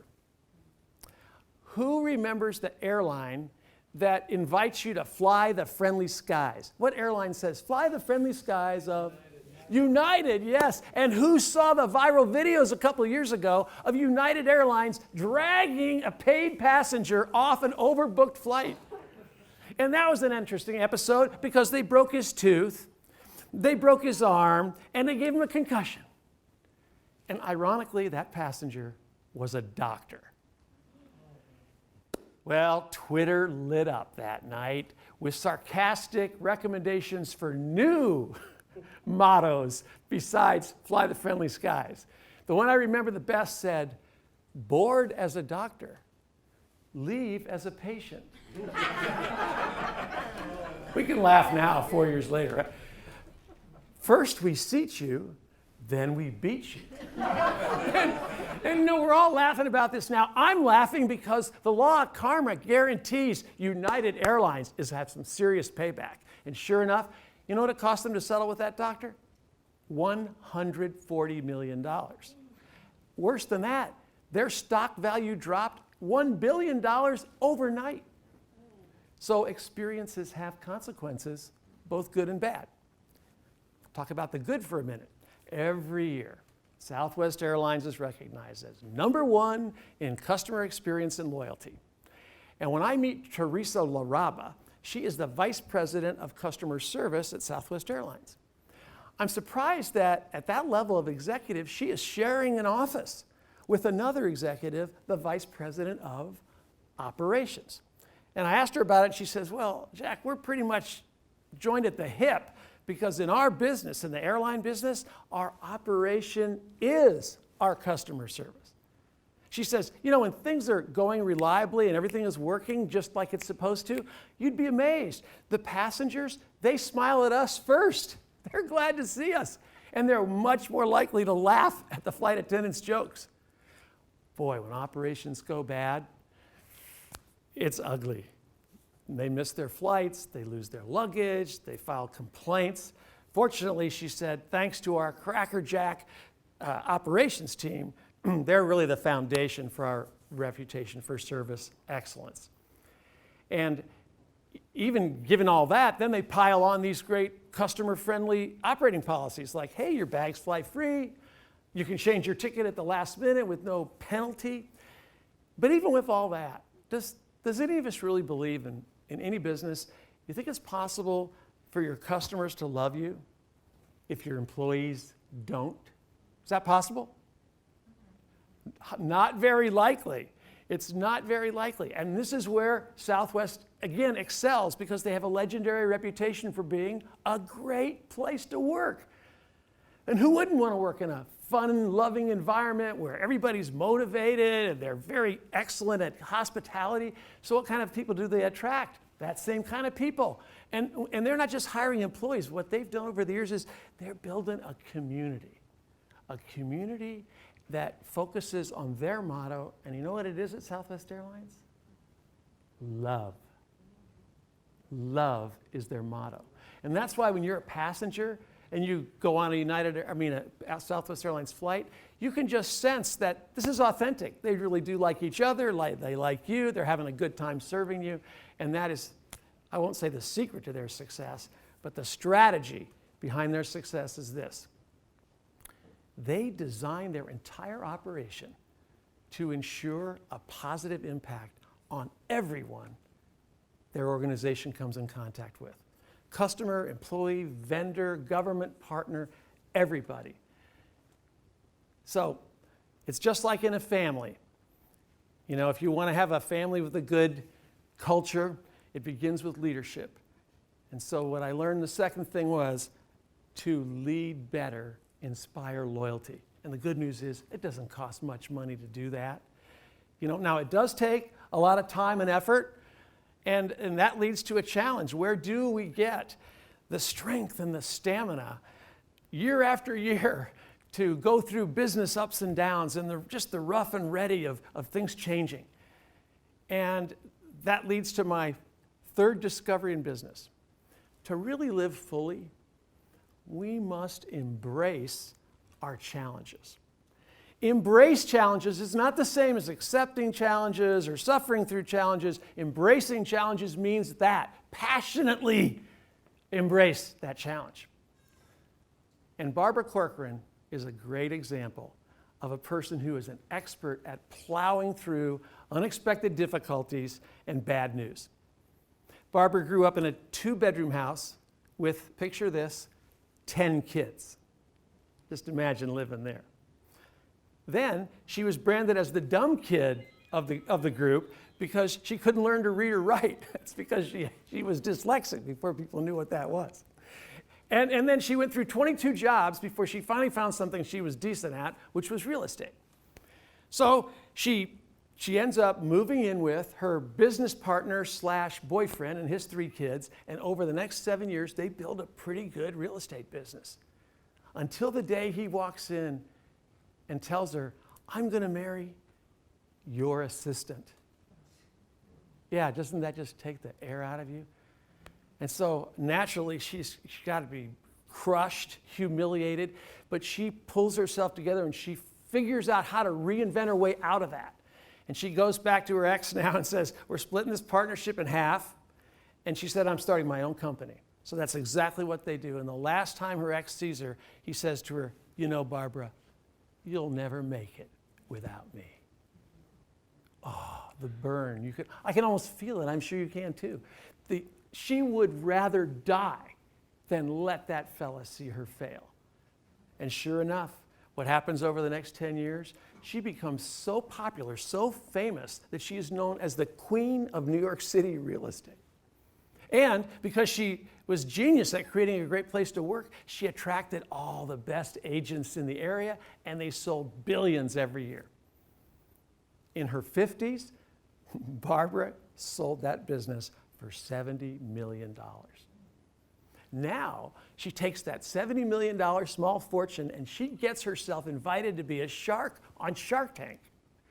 And she's excited. And then 4 days before they're going to start filming in Hollywood, she gets a call. Oh, they're sorry to tell her they've taken a step back and they're going to go another direction, and they're actually going to use somebody that's kind of got movie star good looks and again is about half her age. Oh.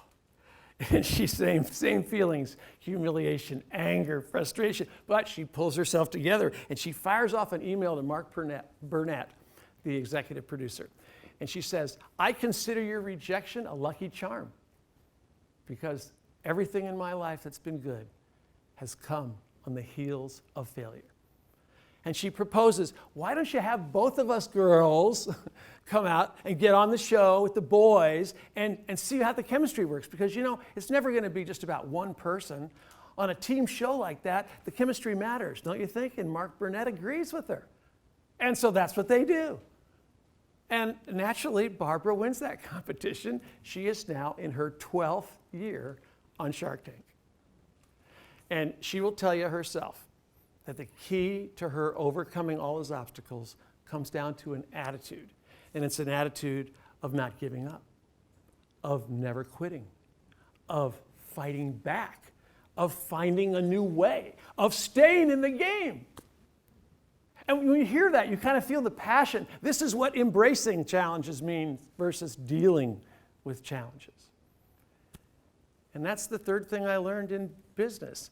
If you want to not just be successful, but live fully, you're going to need to embrace your challenges. And if you have been growing by giving more, and if you have been leading by inspiring loyalty, there are going to be many people in your life that think well of you. They care about you. And I believe that to live fully could be measured by the relationships you have with people that there's a mutual trust and respect, and they're willing to support and encourage you. Because no one can get through these kinds of events by themselves. None of us can do it alone. I remember I just read a little snippet by Warren Buffett. He said, when you get to be my age, if nobody cares about you, your life was a disaster. So let me leave you with an inspirational thought by Nelson Mandela. As you know, he was the first president elected in South Africa to lead them out of apartheid. And in his first speech, he told the nation, our deepest fear is not that we are inadequate. Our deepest fear is that we are powerful beyond measure. Yet we ask ourselves, who am I to be talented, brilliant, gorgeous, fabulous? But the question is, who are you not to be all of that? And ladies and gentlemen, when you look back on all you accomplish in your career, in your life, people will always remember you for the way you dealt with your biggest challenges. So let's leave here determined to fight the good fight, keep the faith, and finish the race with our heads held high. Cheers. Thank you.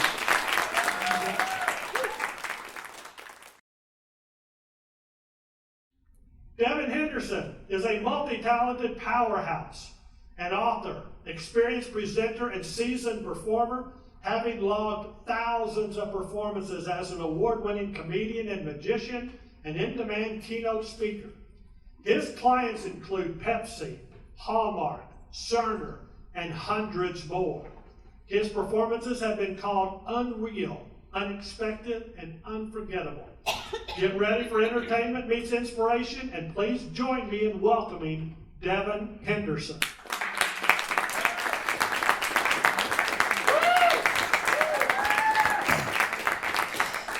Well, thank you. Tonight I'm here for one main reason, and it's to help you realize that something greater is always possible for you. Even if you can't see it right now, something greater is always possible. How do I know that? Well, my whole life, I've lived with something that I call the possibility mindset. The possibility mindset responds to fear, to challenge, to uncertainty, and it asks the question, what else is possible? It asks what else is possible and never stops asking, no matter what's happening in your world or in the world. And I've applied the possibility mindset to so many things in my life, and it has allowed me to accomplish and just experience some really cool things. From soccer kicks,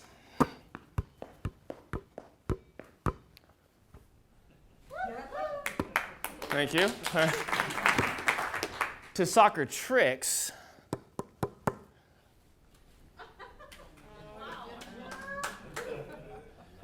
to magic tricks, and as I'll tell you about later on, even performing on the world's biggest stage, America's Got Talent.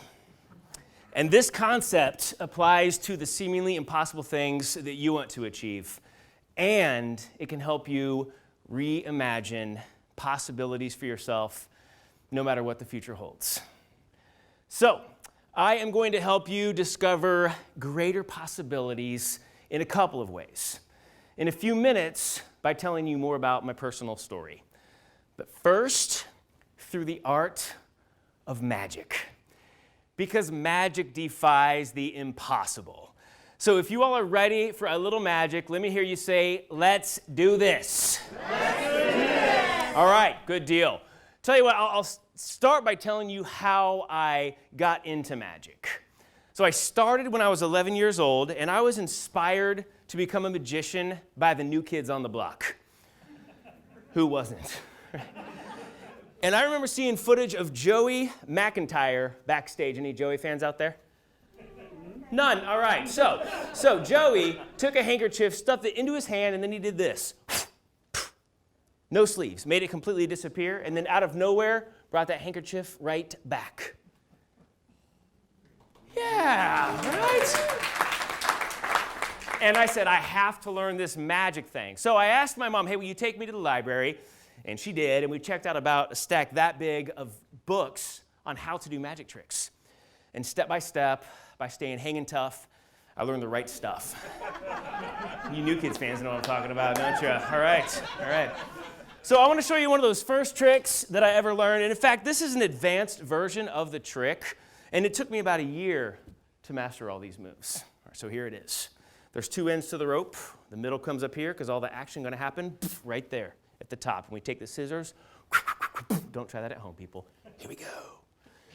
Cut the rope in the middle, leaving us, of course, with four ends, two pieces of rope. And is everybody watching closely? Okay, not close enough, so we're going to do it again. Here we go. All right. All right, here we go. But you know, I want to do it again and show you so you can watch closer. But I didn't advance the trick for many years until I saw a magician on TV do some more advanced tricks with the rope. So here's that. Right here, what's your name? Debbie. Debbie, tell me when to stop. Here we go.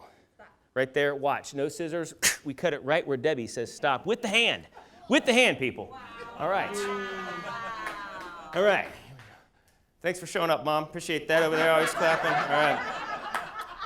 A little magic breath, ready? Takes the ends off the rope. That's right, now we're working with just a solid loop. No ends whatsoever. Solid circle. Yeah, all right.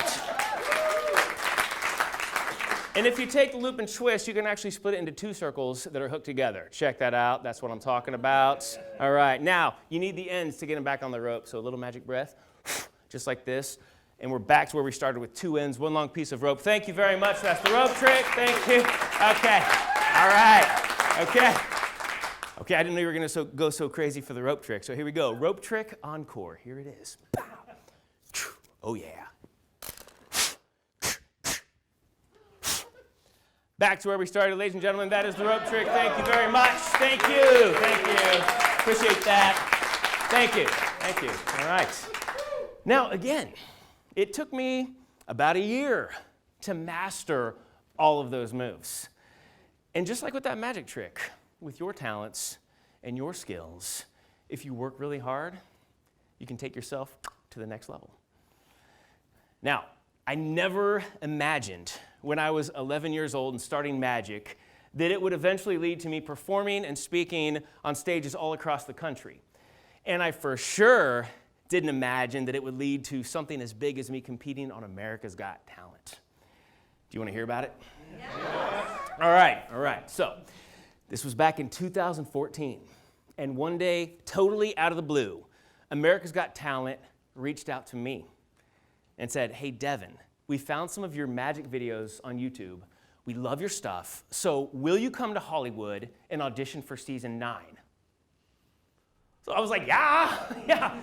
So a few months later, they flew me out there, and before I know it, I'm backstage at the Dolby Theater where auditions are being held. That theater seats 5,000 people, the most people I'd ever been in front of, right? And not to mention, these 5,000 people were sitting right behind Howard Stern, Heidi Klum, Mel B, and Howie Mandel. And before I know it, they're like, Devin, you're on. So I walked out there, and I performed my most difficult trick. And this trick has a lot of unpredictable elements, but it has a really high payoff if you nail it. And I nailed it. Okay? I mean, it was incredible. The audience just erupted in applause. And it was hands down, to this day, the highest moment of my entire career. So then it gets turned over to the judges. And Mel B said, so Devin, what do you want from America's Got Talent? And I so badly wanted to say, I'll tell you what I want, what I really, really want. But I didn't want to like spice things up too much, you know? So I just stayed quiet, but she kept talking. She said, you know, I was expecting something more spectacular. And I was like, okay. But then Heidi said, I loved it. It was amazing. And I thought, thank you, Heidi, thank you. And then the Howard Stern said to me, great trick, I wish I could do that. Then he added, the only thing I'm not completely sure about is if that exact trick plays to this big of an audience. I was like, okay, all right. And then Howie Mandel said, man, I have to tell you something. I have friends who do a similar routine to the one you just did, but you know what? They do it better. Oh. Ouch. And that was it. Got voted off, got sent home. The highest point of my entire career became the absolute lowest, just like that. They never aired my segment on TV. They didn't put it on YouTube. And I was so devastated that I wanted to quit magic. Have you ever been there? Have you ever poured countless hours or years into something only to be massively disappointed? Or have you ever just wanted to quit?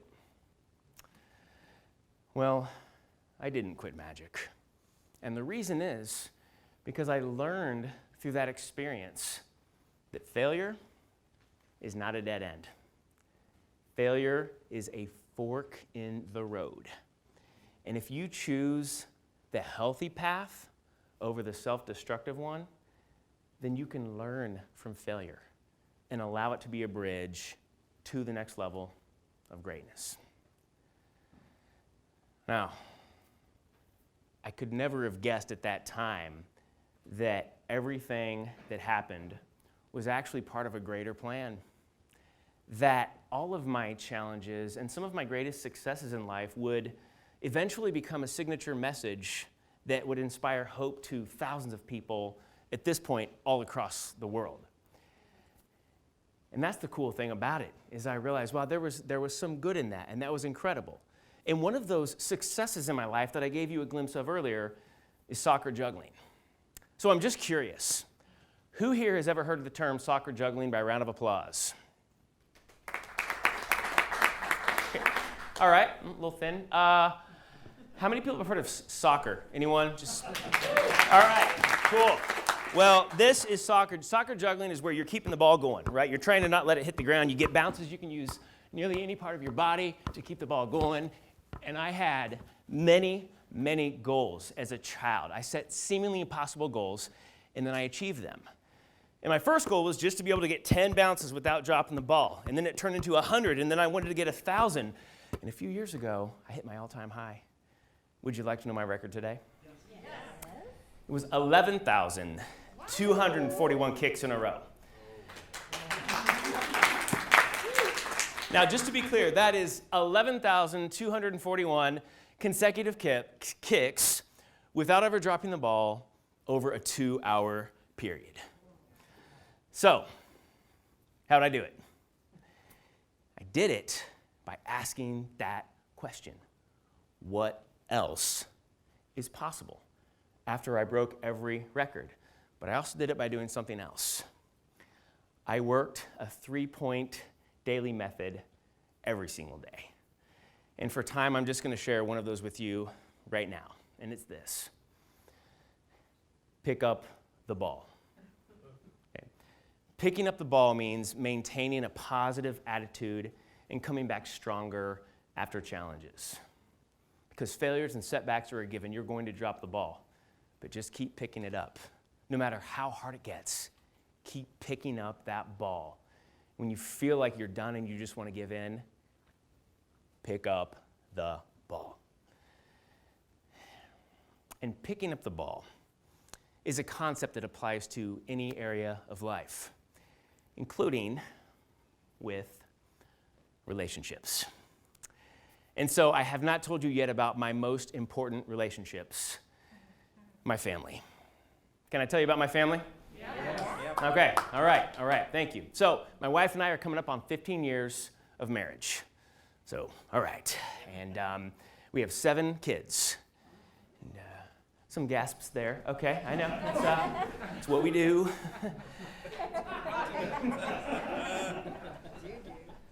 They're all girls.